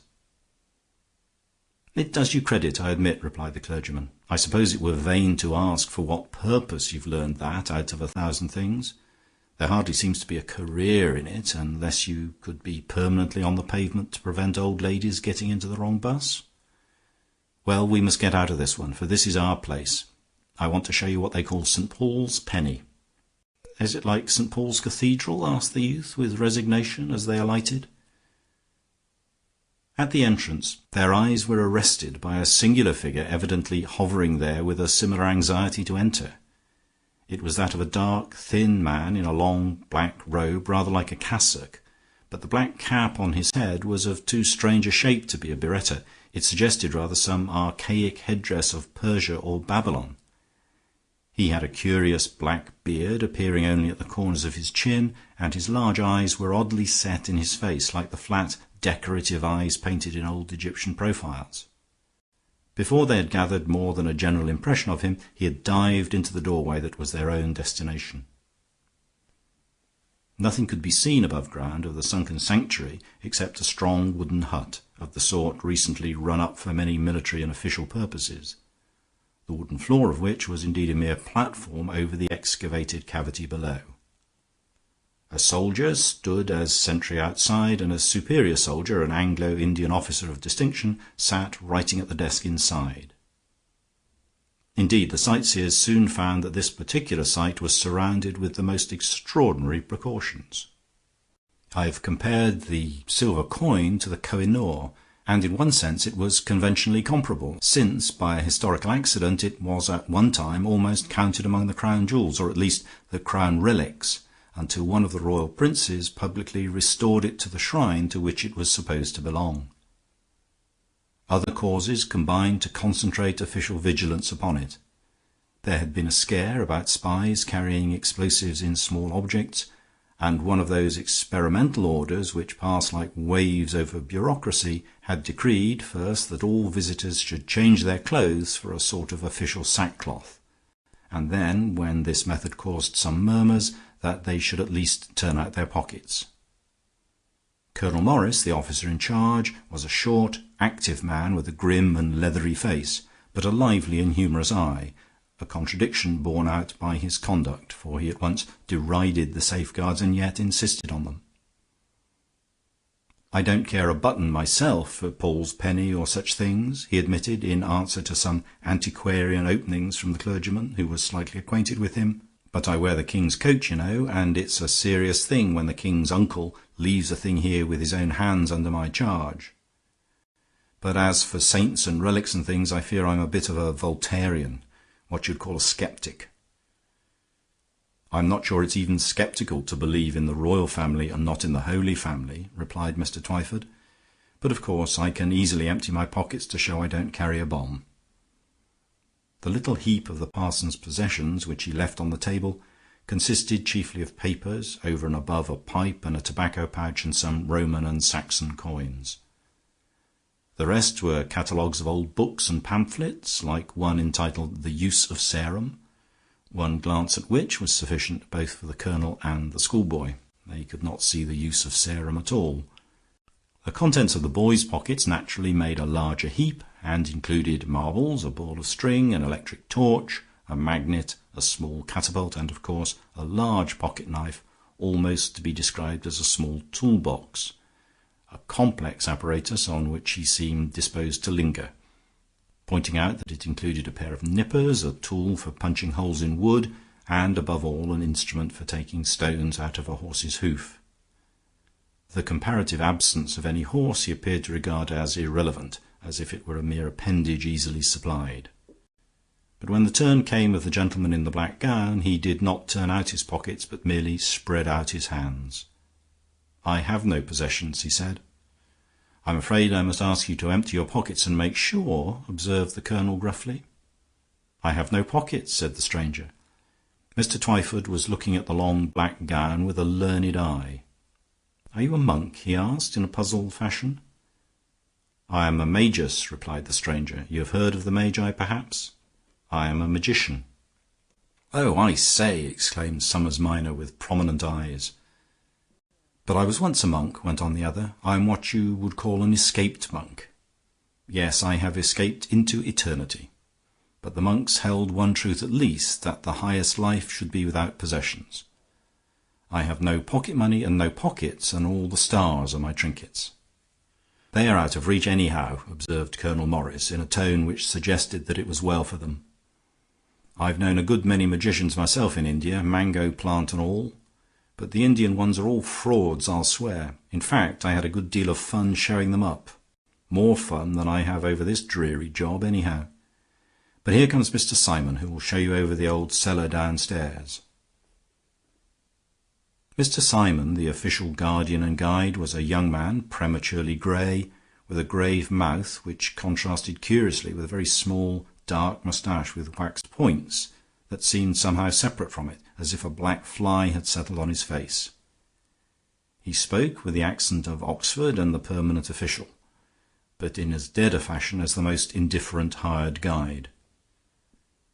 They descended a dark stone staircase, at the floor of which Simon pressed a button and a door opened on a dark room, or rather a room which had an instant before been dark, for almost as the heavy iron door swung open, an almost blinding glaze of electric lights filled the whole interior. The fitful enthusiasm of Stinks at once caught fire, and he eagerly asked if the lights and the door worked together. "Yes, it's all one system," replied Simon. "It was all fitted up for the day His Royal Highness deposited the thing here. You see, it's locked up behind a glass case, exactly as he left it." A glance showed that the arrangements for guarding the treasure were indeed as strong as they were simple. A single pane of glass cut off one corner of the room, in an iron framework let into the rock walls and the wooden roof above. There was now no possibility of reopening the case without elaborate labor, except by breaking the glass, which would probably arouse the night watchman, who was always within a few feet of it, even if he had fallen asleep. A close examination would have shown many more ingenious safeguards, but the eye of the Reverend Thomas Twyford, at least, was already riveted on what interested him much more, the dull silver disc which shone in the white light against a plain background of black velvet.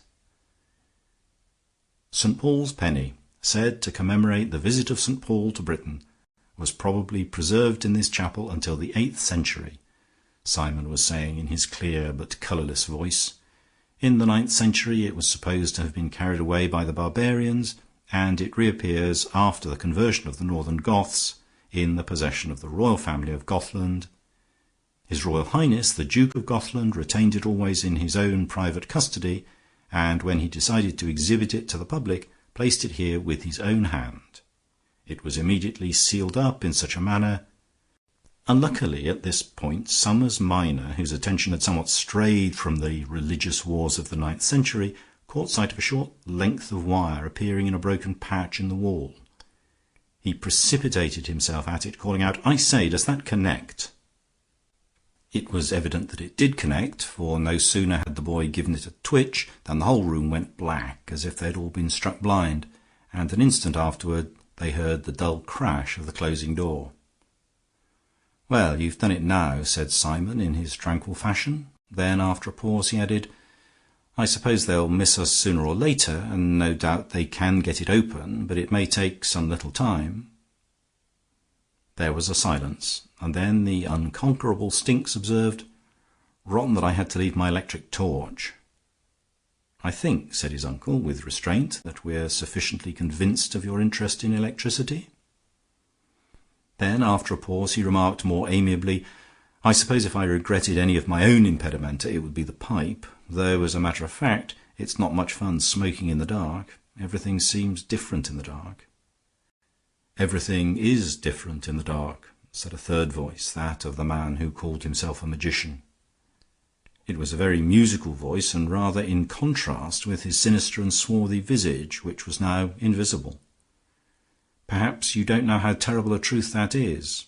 All you see are pictures made of the sun, faces and furniture and flowers and trees. The things themselves may be quite strange to you. Something else may be standing now where you saw a table or a chair. The face of your friend may be quite different in the dark." A short, indescribable noise broke the stillness. Twyford started for a second, and then said sharply, "Really, I don't think it's a suitable occasion for trying to frighten a child." "Who's a child?" cried the indignant Somers, with a voice that had a crow but also something of a crack in it. "And who's a funk either? Not me." "I will be silent then," said the other voice out of the darkness. "But silent also makes and unmakes." The required silence remained unbroken for a long time, until at last the clergyman said to Simon in a low voice, "I suppose it's all right about air?" "Oh, yes," replied the other aloud. "There's a fireplace and a chimney in the office just by the door." A bound and the noise of a falling chair told them that the irrepressible rising generation had once more thrown itself across the room. They heard the ejaculation, "A chimney! Why, I'll be—" and the rest was lost in muffled but exultant cries.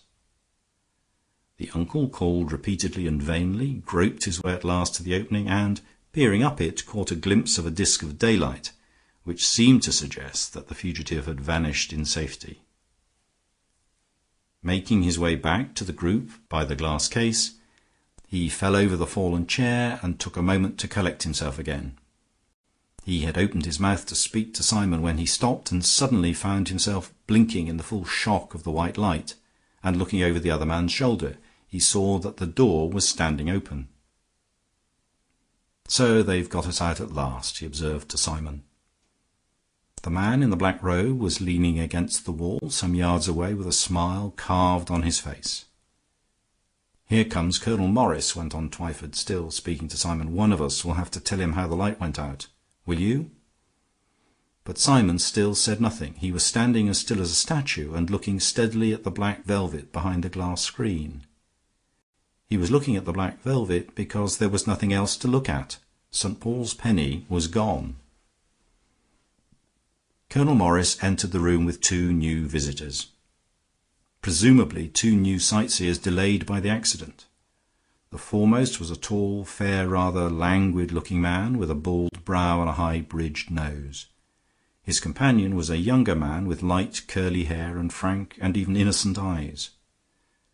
Simon scarcely seemed to hear the newcomers. It seemed almost as if he had not realized that the return of the light revealed his brooding attitude.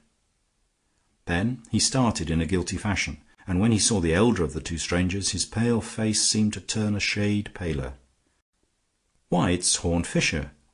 And then, after a pause, he said in a low voice, "I'm in the devil of a hole, Fisher." "There does seem a bit of a mystery to be cleared up," observed the gentleman so addressed.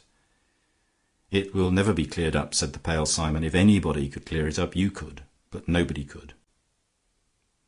"I rather think I could," said another voice from outside the group, and they turned in surprise to realize that the man in the black robe had spoken again. "You?" said the colonel sharply. "And how do you propose to play the detective?" "I do not propose to play the detective," answered the other, in a clear voice like a bell. "I propose to play the magician. One of the magicians you show up in India, Colonel." No one spoke for a moment, and then Horne Fisher surprised everybody by saying, "Well, let's go upstairs, and this gentleman can have a try." He stopped Simon, who had an automatic finger on the button, saying, "No, leave all the lights on. It's a sort of safeguard." "The thing can't be taken away now," said Simon bitterly. "It can be put back," replied Fisher. Twyford had already run upstairs for news of his vanishing nephew, and he received news from him in a way that at once puzzled and reassured him. On the floor above lay one of those large paper darts which boys throw at each other when the schoolmaster is out of the room. It had evidently been thrown in at the window, and on being unfolded displayed a scrawl of bad handwriting which ran, "Dear Uncle, I'm all right. Meet you at the hotel later on," and then the signature. Insensibly comforted by this, the clergyman found his thoughts reverting voluntarily to his favourite relic, which came a good second in his sympathies to his favourite nephew, and before he knew where he was, he found himself encircled by the group discussing its loss, and more or less carried away on the current of their excitement. But an undercurrent of query continued to run in his mind as to what had really happened to the boy, and what was the boy's exact definition of being all right. Meanwhile, Horne Fisher had considerably puzzled everybody with his new tone and attitude. He had talked to the colonel about the military and mechanical arrangements, and displayed a remarkable knowledge both of the details of the discipline and the technicalities of electricity. He had talked to the clergyman and shown an equally surprising knowledge of the religious and historical interests involved in the relic. He had talked to the man who called himself a magician, and not only surprised but scandalized the company by an equally sympathetic familiarity with the most fantastic forms of Oriental occultism and psychic experiment. And in this last and least respectable line of inquiry he was evidently prepared to go farthest. He openly encouraged the magician, and was plainly prepared to follow the wildest ways of investigation in which that magus might lead him. "How would you begin now?" he inquired with an anxious politeness that reduced the colonel to a congestion of rage. "It is all a question of a force, of establishing communications for a force," replied that adept affably, ignoring some military mutterings about the police force. "It is what you in the West used to call animal magnetism, but it is much more than that. I better not say how much more. As to setting about it, the usual method is to throw some susceptible person into a trance, which serves as a sort of bridge or cord of communication, by which the force beyond can give him, as it were, an electric shock and awaken his higher senses. It opens the sleeping eye of the mind." "I'm susceptible," said Fisher, either with simplicity or with a baffling irony. "Why not open my mind's eye for me? My friend Harold March here will tell you I sometimes see things even in the dark." "Nobody sees anything except in the dark," said the magician. Heavy clouds of sunset were closing round the wooden hut, enormous clouds of which only the corners could be seen in the little window, like purple horns and tails, almost as if some huge monsters were prowling round the place. But the purple was already deepening to dark grey. It would soon be night. "Do not light the lamp," said the Magus with quiet authority, arresting a movement in that direction. "I told you before that things happen only in the dark." How such a topsy-turvy scene ever came to be tolerated in the Colonel's office, of all places, was afterward a puzzle in the memory of many, including the Colonel. They recalled it like a sort of nightmare, like something they could not control. Perhaps there was really a magnetism about the mesmerist. Perhaps there was even more magnetism about the man mesmerized. Anyhow, the man was being mesmerized, for Horne Fisher had collapsed into a chair with his long limbs loose and sprawling and his eyes staring at vacancy. And the other man was mesmerizing him, making sweeping movements with his darkly draped arms as if with black wings. The Colonel had passed the point of explosion, and he dimly realized that eccentric aristocrats are allowed their fling. He comforted himself with the knowledge that he had already sent for the police, who would break up any such masquerade, and with lighting a cigar, the red end of which, in the gathering darkness, glowed with protest. "Yes, I see pockets," the man in the trance was saying. "I see many pockets, but they are all empty. No, I see one pocket that is not empty." There was a faint stir in the stillness, and the magician said, "Can you see what is in the pocket?" "Yes," answered the other. "There are two bright things. I think they are two bits of steel. One of the pieces of steel is bent or crooked." "Have they been used in the removal of the relic from downstairs?" "Yes." There was another pause, and the inquirer added, "Do you see anything of the relic itself?" "I see something shining on the floor, like the shadow or the ghost of it. It is over there in the corner beyond the desk." There was a movement of men turning, and then a sudden stillness, as of their stiffening, for over in the corner on the wooden floor there was really a round spot of pale light. It was the only spot of light in the room. The cigar had gone out. "It points the way," came from the voice of the oracle. "The spirits are pointing the way to penitence and urging the thief to restitution. I can see nothing more." His voice trailed off into a silence that lasted solidly for many minutes, like the long silence below when the theft had been committed. Then it was broken by the ring of metal on the floor and the sound of something spinning and falling like a tossed halfpenny. "Light the lamp," cried Fisher in a loud and even jovial voice, leaping to his feet with far less languor than usual. "I must be going now, but I should like to see it before I go." "Why, I came on purpose to see it." The lamp was lit, and he did see it, for St. Paul's penny was lying on the floor at his feet. "Oh, as for that," explained Fisher, when he was entertaining March and Twyford at lunch about a month later, "I merely wanted to play with the magician at his own game." "I thought you meant to catch him in his own trap," said Twyford. "I can't make head or tail of anything yet, but to my mind he was always the suspect. I don't think he was necessarily a thief in the vulgar sense. The police always seem to think that silver is stolen for the sake of silver, but a thing like that might well be stolen out of some religious mania. A runaway monk turned mystic might well want it for some mystical purpose." "No," replied Fisher, "the runaway monk is not a thief. At any rate, he's not the thief. And he's not altogether a liar either. He said one true thing at least that night." "And what was that?" inquired March. "He said it was all magnetism. As a matter of fact, it was done by means of a magnet." Then, seeing they still looked puzzled, he added, "It was that toy magnet belonging to your nephew, Mr. Twyford." "But I don't understand," objected March. "If it was done with the schoolboy's magnet, I suppose it was done by the schoolboy." "Well," replied Fisher, reflectively, "it rather depends which schoolboy." "What on earth do you mean?" "The soul of the schoolboy is a curious thing," Fisher continued in a meditative manner. "It can survive a great many things besides climbing out of a chimney. A man can grow grey in great campaigns and still have the soul of a schoolboy. A man can return with a great reputation from India and be put in charge of a great public treasure and still have the soul of a schoolboy, waiting to be awakened by an accident. And it is 10 times more so when to the schoolboy you add the sceptic, who is generally a sort of stunted schoolboy. You said just now that things might be done by religious mania. Have you ever heard of irreligious mania? I assure you it exists very violently, especially in men who like showing up magicians in India. But here the sceptic had the temptation of showing up a much more tremendous sham nearer home." A light came into Harold March's eyes as he suddenly saw, as if afar off, the wider implication of the suggestion. But Twyford was still wrestling with one problem at a time. "Do you really mean," he said, "that Colonel Morris took the relic?" "He was the only person who could use the magnet," replied Fisher. "In fact, your obliging nephew left him a number of things he could use. He had a ball of string, an instrument for making a hole in the wooden floor. I made a little play with that hole in the floor in my trance, by the way. With the lights left on below, it shone like a new shilling."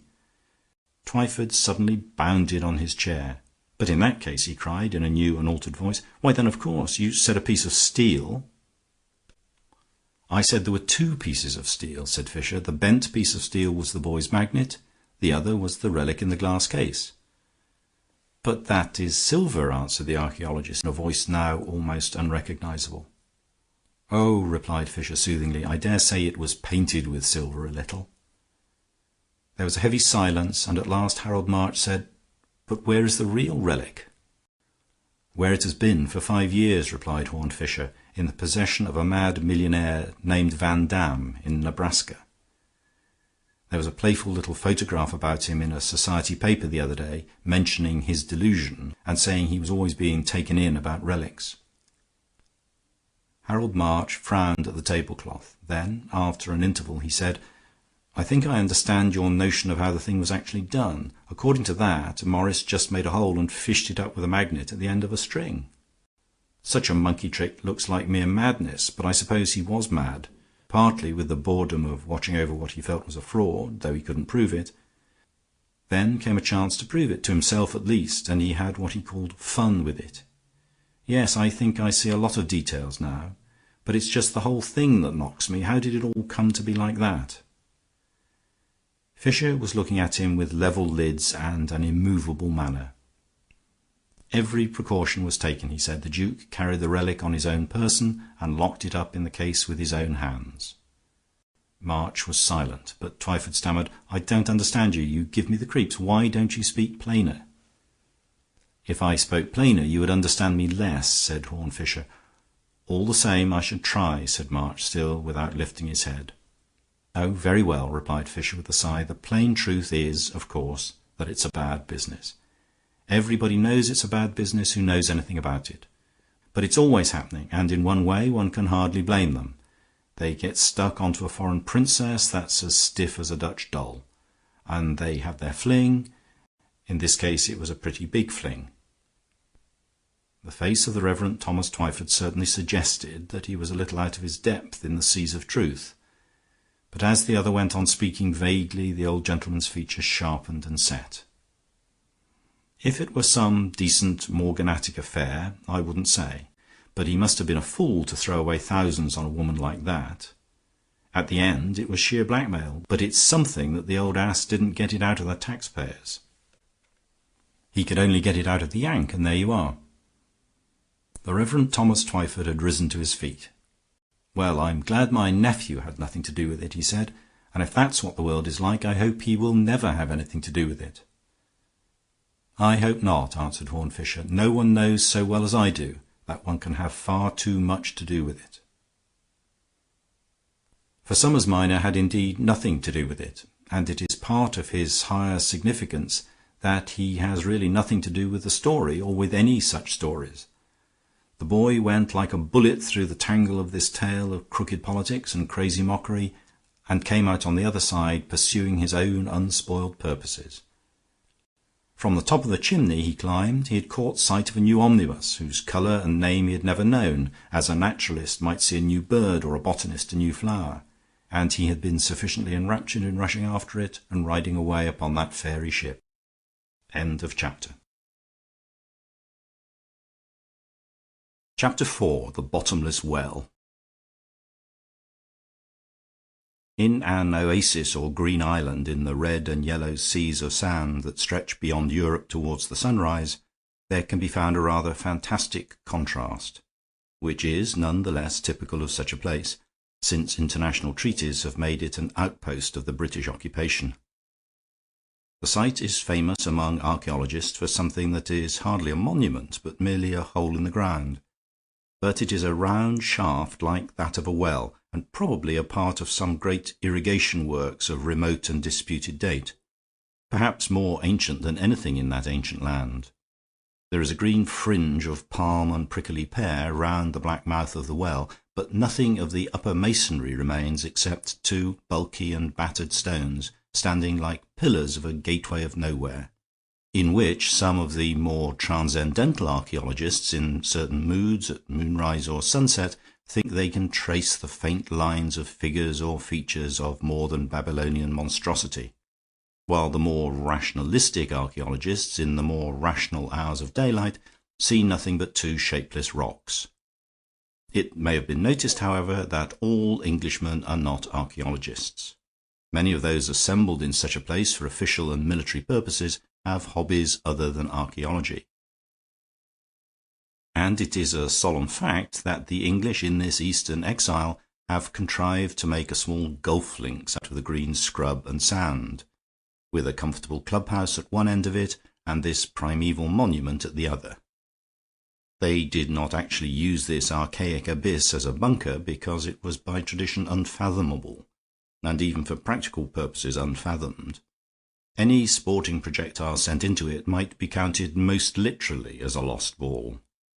But they often sauntered round it in their interludes of talking and smoking cigarettes, and one of them had just come down from the clubhouse to find another gazing somewhat moodily into the well. Both the Englishmen wore light clothes and white pith helmets and pugrees, but there, for the most part, their resemblance ended, and they both almost simultaneously said the same word, but they said it on two totally different notes of the voice. "Have you heard the news?" asked the man from the club. "Splendid." "Splendid," replied the man by the well, but the first man pronounced the word as a young man might say it about a woman, and the second as an old man might say it about the weather, not without sincerity, but certainly without fervor. And in this the tone of the two men was sufficiently typical of them. The first, who was a certain Captain Boyle, was of a bold and boyish type, dark and with a sort of native heat in his face that did not belong to the atmosphere of the East, but rather to the ardors and ambitions of the West. The other was an older man, and certainly an older resident, a civilian official, Horne Fisher, and his drooping eyelids and drooping light moustache, all the paradox of the Englishman in the East. He was much too hot to be anything but cool. Neither of them thought it necessary to mention what it was that was splendid. That would indeed have been superfluous conversation about something that everybody knew, the striking victory over a menacing combination of Turks and Arabs in the north, won by troops under the command of Lord Hastings, the veteran of so many striking victories, was already spread by the newspapers all over the empire, let alone to this small garrison so near the battlefield. "Now, no other nation in the world could have done a thing like that," cried Captain Boyle emphatically. Horne Fisher was still looking silently into the well, A moment later he answered, "We certainly have the art of unmaking mistakes. That's where the poor old Prussians went wrong. They could only make mistakes and stick to them. There is really a certain talent in unmaking a mistake." "What do you mean?" asked Boyle. "What mistakes?" "Well, everybody knows it looked like biting off more than he could chew," replied Horne Fisher. It was a peculiarity of Mr. Fisher that he always said that everybody knew things which about 1 person in 2,000,000 was ever allowed to hear of. And it was certainly jolly lucky that Travers turned up so well in the nick of time. Odd how often the right thing's been done for us by the second in command, even when a great man was first in command, like Colborne at Waterloo. "It ought to add a whole province to the empire," observed the other. "Well, I suppose the Zimmons would have insisted on it as far as the canal," observed Fisher, thoughtfully, "though everybody knows adding provinces doesn't always pay much nowadays." Captain Boyle frowned in a slightly puzzled fashion. Being cloudily conscious of never having heard of the Zimmons in his life, he could only remark stolidly, "Well, one can't be a Little Englander." Horne Fisher smiled, and he had a pleasant smile. "Every man out here is a Little Englander," he said. "He wishes he were back in Little England." "I don't know what you're talking about, I'm afraid," said the younger man rather suspiciously. "One would think you didn't really admire Hastings or anything." "I admire him no end," replied Fisher. "He's by far the best man for this post. He understands the Muslims and can do anything with them. That's why I'm all against pushing Travers against him, merely because of this last affair." "I really don't understand what you're driving at," said the other, frankly. "Perhaps it isn't worth understanding," answered Fisher, lightly. "And anyhow, we needn't talk politics. Do you know the Arab legend about that well?" "I'm afraid I don't know much about Arab legends," said Boyle, rather stiffly. "That's rather a mistake," replied Fisher, "especially from your point of view. Lord Hastings himself is an Arab legend. That is perhaps the very greatest thing he really is. If his reputation went, it would weaken us all over Asia and Africa. Well, the story about that hole in the ground that goes down nobody knows where has always fascinated me rather. It's Mohammedan in form now, but I shouldn't wonder if the tale is a long way older than Mohammed. It's all about somebody they call the Sultan Aladdin, not our friend of the lamp, of course, but rather like him in having to do with genii or giants or something of that sort. They say he commanded the giants to build him a sort of pagoda, rising higher and higher above all the stars. The utmost for the highest, as the people said when they built the Tower of Babel. But the builders of the Tower of Babel were quite modest and domestic people, like mice compared with old Aladdin. They only wanted a tower that would reach heaven, a mere trifle. He wanted a tower that would pass heaven and rise above it, and go on rising for ever and ever. And Allah cast him down to earth with a thunderbolt, which sank into the earth, boring a hole deeper and deeper, till it made a well that was without a bottom, as the tower was to have been without a top. And down that inverted tower of darkness the soul of the proud sultan is falling for ever and ever." "What a queer chap you are," said Boyle. "You talk as if a fellow could believe those fables." "Perhaps I believe the moral and not the fable," answered Fisher. "But here comes Lady Hastings. You know her, I think." The clubhouse on the golf links was used, of course, for many other purposes besides that of golf. It was the only social centre of the garrison beside the strictly military headquarters. It had a billiard room and a bar, and even an excellent reference library for those officers who were so perverse as to take their profession seriously. Among these was the great general himself, whose head of silver and face of bronze, like that of a brazen eagle, were often to be found bent over the charts and folios of the library. The great Lord Hastings believed in science and study, as in other severe ideals of life, and had given much paternal advice on the point to young Boyle, whose appearances in that place of research were rather more intermittent. It was from one of these snatches of study that the young man had just come out through the glass doors of the library onto the golf links. But above all, the club was so appointed as to serve the social conveniences of ladies at least as much as gentlemen, and Lady Hastings was able to play the queen in such a society almost as much as in her own ballroom. She was eminently calculated, and, as some said, eminently inclined to play such a part. She was much younger than her husband, an attractive and sometimes dangerously attractive lady. And Mr. Horne Fisher looked after her a little sardonically as she swept away with the young soldier. Then his rather dreary eye strayed to the green and prickly growths round the well, growths of that curious cactus formation in which one thick leaf grows directly out of the other without stalk or twig.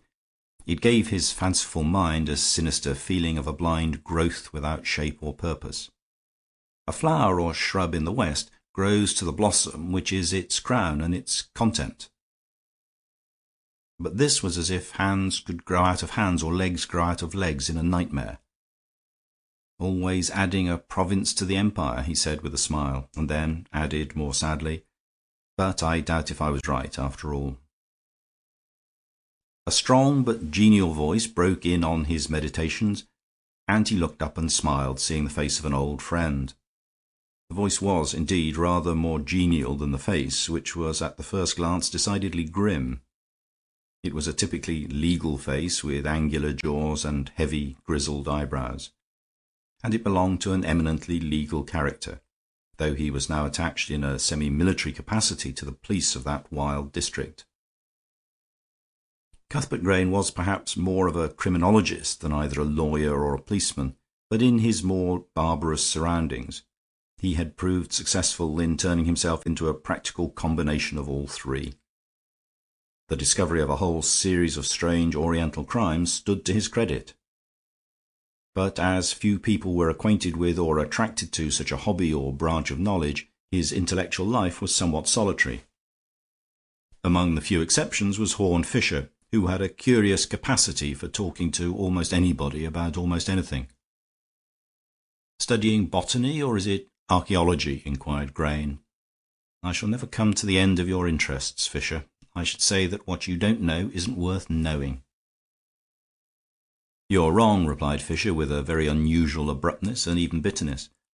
"It's what I do know that isn't worth knowing. All the seamy side of things, all the secret reasons and rotten motives and bribery and blackmail they call politics.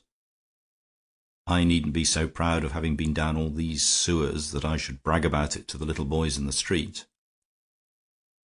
"What do you mean? What's the matter with you?" asked his friend. "I never knew you taken like this before." "I'm ashamed of myself," replied Fisher. "I've just been throwing cold water on the enthusiasms of a boy." "Even that explanation is hardly exhaustive," observed the criminal expert. "Damned newspaper nonsense the enthusiasms were, of course," continued Fisher. "But I ought to know that at that age illusions can be ideals, and they're better than the reality, anyhow. But there is one very ugly responsibility about jolting a young man out of the rut of the most rotten ideal." "And what may that be?" inquired his friend. "It's very apt to set him off with the same energy in a much worse direction," answered Fisher. "A pretty endless sort of direction, a bottomless pit as deep as the bottomless well." Fisher did not see his friend until a fortnight later, when he found himself in the garden at the back of the clubhouse on the opposite side from the links, a garden heavily colored and scented with sweet semi-tropical plants in the glow of a desert sunset. Two other men were with him, the third being the now celebrated second in command, familiar to everybody as Tom Travers, a lean, dark man who looked older than his years, with a furrow in his brow and something morose about the very shape of his black moustache. They had just been served with black coffee by the Arab, now officiating as the temporary servant of the club, though he was a figure already familiar and even famous as the old servant of the general. He went by the name of Said, and was notable among other Semites for that unnatural length of his yellow face and height of his narrow forehead which is sometimes seen among them, and gave an irrational impression of something sinister in spite of his agreeable smile. "I never felt as if I could quite trust that fellow," said Grayne, when the man had gone away. "It's very unjust, I take it, for he was certainly devoted to Hastings, and saved his life, they say. But Arabs are often like that, loyal to one man. I can't help feeling he might cut anybody else's throat, and even do it treacherously." "Well," said Travers, with a rather sour smile, "so long as he leaves Hastings alone, the world won't mind much. There was a rather embarrassing silence, full of memories of the great battle, and then Horne Fisher said, quietly, "The newspapers aren't the world, Tom. Don't worry about them. Everybody in your world knows the truth well enough." "I think we'd better not talk about the General just now," remarked Grayne, "for he's just coming out of the club." "He's not coming here," said Fisher. "He's only seeing his wife to the car." As he spoke, indeed, the lady came out to the steps of the club, followed by her husband, who then went swiftly in front of her to open the garden gate. As he did so, she turned back and spoke for a moment to a solitary man still sitting in a cane chair in the shadow of the doorway, the only man left in the deserted club, save for the three that lingered in the garden. Fisher peered for a moment into the shadow and saw that it was Captain Boyle. The next moment, rather to their surprise, the General reappeared and, remounting the steps, spoke a word or two to Boyle in his turn. Then he signaled to Said, who hurried up with 2 cups of coffee, and the 2 men re-entered the club, each carrying his cup in his hand. The next moment a gleam of white light in the growing darkness showed that the electric lamps had been turned on in the library beyond. "Coffee and scientific researches," said Travers grimly. "All the luxuries of learning and theoretical research. Well, I must be going, for I have my work to do as well." And he got up rather stiffly, saluted his companions, and strode away into the dusk. "I only hope Boyle is sticking to scientific researches," said Horne Fisher. "I'm not very comfortable about him myself. But let's talk about something else." They talked about something else longer than they probably imagined, until the tropical night had come and a splendid moon painted the whole scene with silver. But before it was bright enough to see by, Fisher had already noted that the lights in the library had been abruptly extinguished. He waited for the 2 men to come out by the garden entrance, but nobody came. "They must have gone for a stroll on the links," he said. "Very possibly," replied Grayne. "It's going to be a beautiful night." A moment or 2 after he had spoken, they heard a voice hailing them out of the shadow of the clubhouse, and were astonished to perceive Travers hurrying towards them, calling out as he came, "I shall want your help, you fellows," he cried. "There's something pretty bad out on the links." They found themselves plunging through the club smoking room and the library beyond, in complete darkness, mental as well as material. But Horne Fisher, in spite of his affectation of indifference, was a person of a curious and almost transcendental sensibility to atmospheres, and he already felt the presence of something more than an accident. He collided with a piece of furniture in the library and almost shuddered with the shock, for the thing moved as he could never have fancied a piece of furniture moving. It seemed to move like a living thing, yielding and yet striking back. The next moment Grayne had turned on the lights, and he saw he had only stumbled against one of the revolving bookstands that had swung round and struck him. But his involuntary recoil had revealed to him his own subconscious sense of something mysterious and monstrous. There were several of these revolving bookcases standing here and there about the library. On one of them stood the 2 cups of coffee, and on another a large open book. It was Budge's book on Egyptian hieroglyphics, with colored plates of strange birds and gods, and even as he rushed past he was conscious of something odd about the fact that this, and not any work of military science, should be open in that place at that moment. He was even conscious of the gap in the well-lined bookshelf from which it had been taken, and it seemed almost to gape at him in an ugly fashion, like a gap in the teeth of some sinister face. A run brought them in a few minutes to the other side of the ground, in front of the bottomless well, and a few yards from it, in a moonlight almost as broad as daylight, they saw what they had come to see.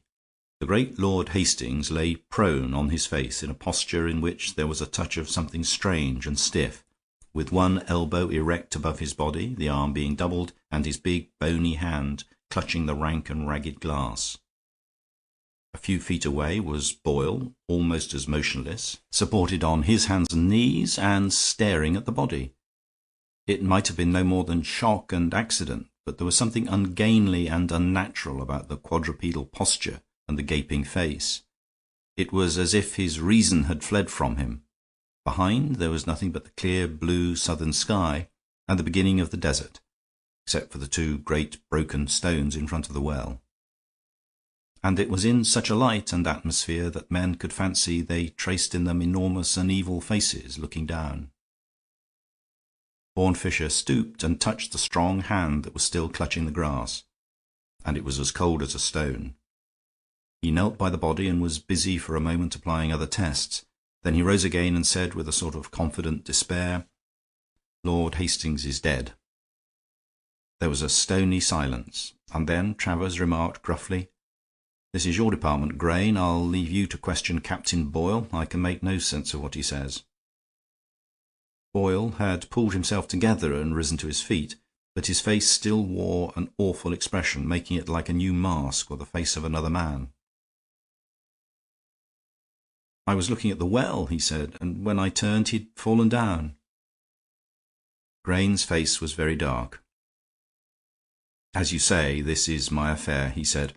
"I must first ask you to help me carry him to the library and let me examine things thoroughly." When they had deposited the body in the library, Grain turned to Fisher and said, in a voice that had recovered its fullness and confidence, "I'm going to lock myself in and make a thorough examination first. I look to you to keep in touch with the others and make a preliminary examination of Boyle. I will talk to him later. And just telephone to headquarters for a policeman and let him come here at once and stand by till I want him." Without more words, the great criminal investigator went into the lighted library, shutting the door behind him, and Fisher, without replying, turned and began to talk quietly to Travers. "It is curious," he said, "that the thing should happen just in front of that place." "It would certainly be very curious," replied Travers, "if the place played any part in it." "I think," replied Fisher, "that the part it didn't play is more curious still." And with these apparently meaningless words he turned to the shaken Boyle and, taking his arm, began to walk him up and down in the moonlight, talking in low tones. Dawn had begun to break abrupt and white when Cuthbert Grain turned out the lights in the library and came out onto the links. Fisher was lounging about alone in his listless fashion, but the police messenger for whom he had sent was standing at attention in the background. "I sent Boyle off with Travers," observed Fisher, carelessly. "He'll look after him, and he'd better have some sleep, anyhow." "Did you get anything out of him?" asked Grain. "Did he tell you what he and Hastings were doing?" "Yes," answered Fisher. "He gave me a pretty clear account, after all. He said that after Lady Hastings went off in the car, the General asked him to take coffee with him in the library and look up a point about local antiquities. He himself was beginning to look for Budge's book in one of the revolving bookstands when the General found it in one of the bookshelves on the wall. After looking at some of the plates, they went out, it would seem rather abruptly, onto the links and walked toward the old well. And while Boyle was looking into it, he heard a thud behind him, and turned round to find the General lying as we found him. He himself dropped on his knees to examine the body, and then was paralyzed with a sort of terror and could not come nearer to it or touch it. But I think very little of that. People caught in a real shock of surprise are sometimes found in the queerest postures." Grain wore a grim smile of attention, and said, after a short silence, "Well, he hasn't told you many lies. It's really a creditably clear and consistent account of what happened, with everything of importance left out." "Have you discovered anything in there?" asked Fisher. "I have discovered everything," answered Grain. Fisher maintained a somewhat gloomy silence as the other resumed his explanation in quiet and assured tones. "You were quite right, Fisher, when you said that young fellow was in danger of going down dark ways toward the pit. Whether or no, as you fancied, the jolt you gave to his view of the General had anything to do with it, he has not been treating the General well for some time. It's an unpleasant business, and I don't want to dwell on it, but it's pretty plain that his wife was not treating him well either. I don't know how far it went, but it went as far as concealment anyhow, for when Lady Hastings spoke to Boyle, it was to tell him she had hidden a note in the Budge book in the library. The General overheard, or came somehow to know, and he went straight to the book and found it. He confronted Boyle with it, and they had a scene, of course. And Boyle was confronted with something else. He was confronted with an awful alternative, in which the life of one old man meant ruin, and his death meant triumph and even happiness.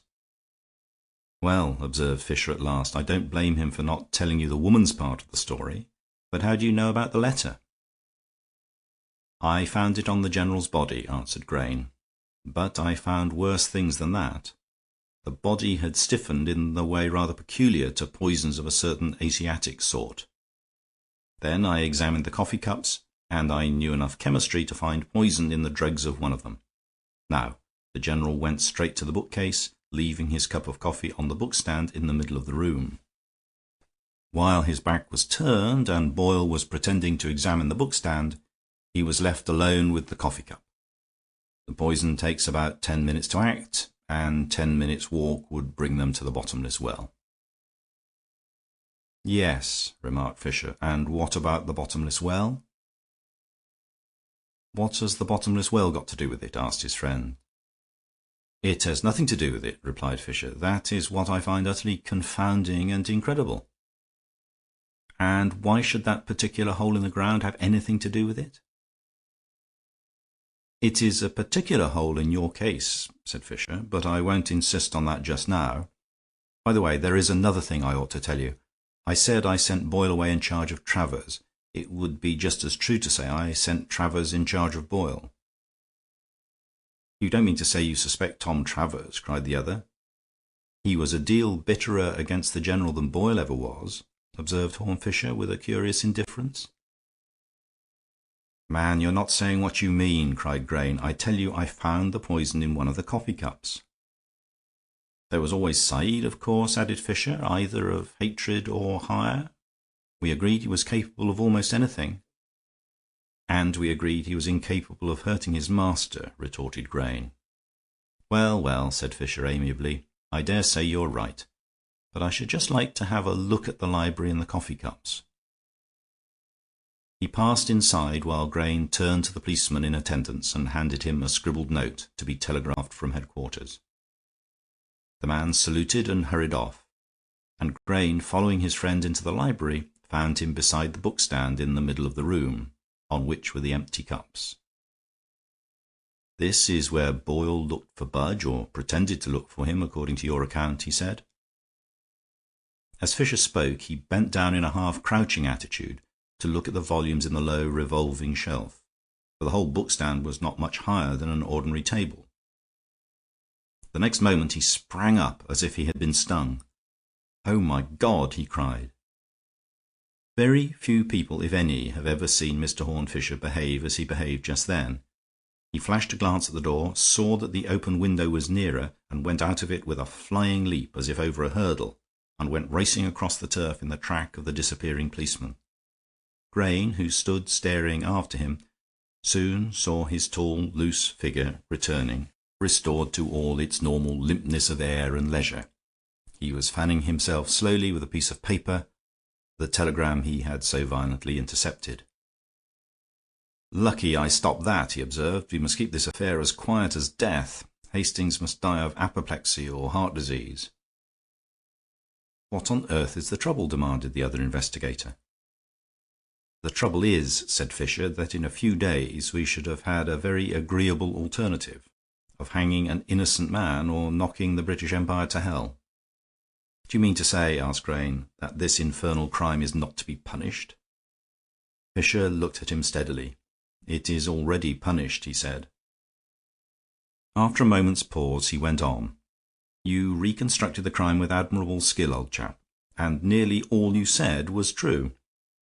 2 men with 2 coffee cups did go into the library, and did put their cups on the bookstand, and did go together to the well. And one of them was a murderer, and had put poison in the other's cup. But it was not done while Boyle was looking at the revolving bookcase. He did look at it, though, searching for the Budge book with the note in it. But I fancy that Hastings had already moved it to the shelves on the wall. It was part of that grim game that he should find it first. Now, how does a man search a revolving bookcase? He does not generally hop all round it in a squatting attitude, like a frog. He simply gives it a touch and makes it revolve." He was frowning at the floor as he spoke, and there was a light under his heavy lids that was not often seen there. The mysticism that was buried deep under all the cynicism of his experience was awake and moving in the depths. His voice took unexpected turns and inflections, almost as if two men were speaking.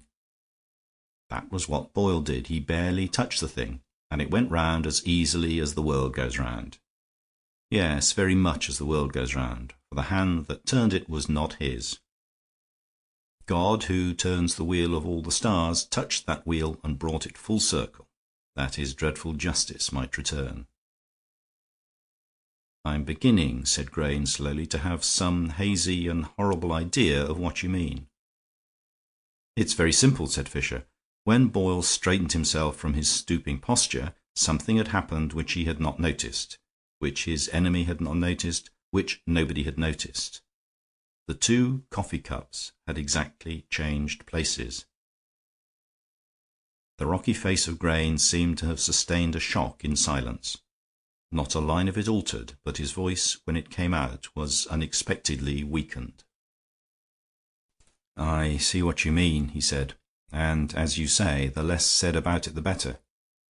It was not the lover who tried to get rid of the husband, but the other thing. And a tale like that about a man like that would ruin us here. Had you any guess of this at the start?" "The bottomless well, as I told you," answered Fisher, quietly. "That was what stumped me from the start. Not because it had anything to do with it, but because it had nothing to do with it." He paused a moment, as if choosing an approach, and then went on. "When a man knows his enemy will be dead in 10 minutes and takes him to the edge of an unfathomable pit, he means to throw his body into it. What else should he do? A born fool would have the sense to do it, and Boyle is not a born fool." "Well, why did not Boyle do it? The more I thought of it, the more I suspected that there was some mistake in the murder, so to speak. Somebody had taken somebody there to throw him in, and yet he was not thrown in. I had already an ugly, unformed idea of some substitution or reversal of parts. Then I stooped to turn the bookshelf myself, by accident, and I instantly knew everything, for I saw the two cups revolve once more like moons in the sky." After a pause, Cuthbert Grayne said, "And what are we to say to the newspapers?" "My friend Harold March is coming along from Cairo today," said Fisher. "He's a very brilliant and successful journalist. But for all that, he's a thoroughly honorable man, so you must not tell him the truth." Half an hour later Fisher was again walking to and fro in front of the clubhouse with Captain Boyle, the latter by this time with a very buffeted and bewildered air, perhaps a sadder and a wiser man. "What about me, then?" he was saying. "Am I cleared? Am I not going to be cleared?" "I believe and hope," answered Fisher, "that you are not going to be suspected, but you are certainly not going to be cleared. There must be no suspicion against him, and therefore no suspicion against you. Any suspicion against him, let alone such a story against him, would knock us endways from Malta to Mandalay. He was a hero as well as a holy terror among the Muslims. Indeed, you might almost call him a Muslim hero in the English service. Of course, he got on with them, partly because of his own little dose of Eastern blood. He got it from his mother, the dancer from Damascus. Everybody knows that." "Oh," repeated Boyle mechanically, staring at him with round eyes. "Everybody knows that." "I dare say there was a touch of it in his jealousy and ferocious vengeance," went on Fisher. "But for all that, the crime would ruin us among the Arabs, all the more because it was something like a crime against hospitality. It's been hateful for you, and it's pretty horrid for me, but there are some things that damn well can't be done, and while I'm alive, that's one of them." "What do you mean?" asked Boyle, glancing at him curiously. "Why should you, of all people, be so passionate about it?" Horne Fisher looked at the young man with a baffling expression. "I suppose," he said, "it's because I'm a little Englander." "I can never make out what you mean by that sort of thing," answered Boyle, doubtfully. "Do you think England is so little as all that," said Fisher, with a warmth in his cold voice, "that it can't hold a man across a few thousand miles? You lectured me with a lot of ideal patriotism, my young friend, but it's practical patriotism now for you and me, with no lies to help it. You talked as if everything always went right with us, all over the world, in a triumphant crescendo culminating in Hastings. I tell you, everything has gone wrong with us here, except Hastings. He was the one name we had left to conjure with, and that mustn't go as well. No, by God, it's bad enough that a gang of infernal Jews should plant us here, where there's no earthly English interest to serve, and all hell beating up against us, simply because nosy Zimmern has lent money to half the cabinet. It's bad enough that an old pawnbroker from Baghdad should make us fight his battles. We can't fight with our right hand cut off. Our one score was Hastings and his victory, which was really somebody else's victory. Tom Travers has to suffer, and so have you." Then, after a moment's silence, he pointed toward the bottomless well and said, in a quieter tone, "I told you that I didn't believe in the philosophy of the Tower of Aladdin. I don't believe in the empire growing until it reaches the sky. I don't believe in the Union Jack going up eternally like the tower.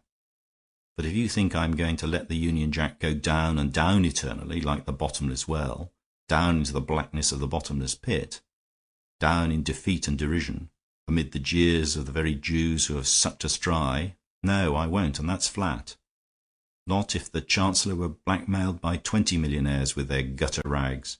Not if the Prime Minister married 20 Yankee Jewesses. Not if Woodville and Carstairs had shares in 20 swindling mines. If the thing is really tottering, God help it, it mustn't be we who tip it over." Boyle was regarding him with a bewilderment that was almost fear, and had even a touch of distaste. "Somehow," he said, "there seems to be something rather horrid about the things you know." "There is," replied Horne Fisher. "I am not at all pleased with my small stock of knowledge and reflection, but as it is partly responsible for your not being hanged, I don't know that you need complain of it." And as if a little ashamed of his first boast, he turned and strolled away toward the bottomless well. End of chapter.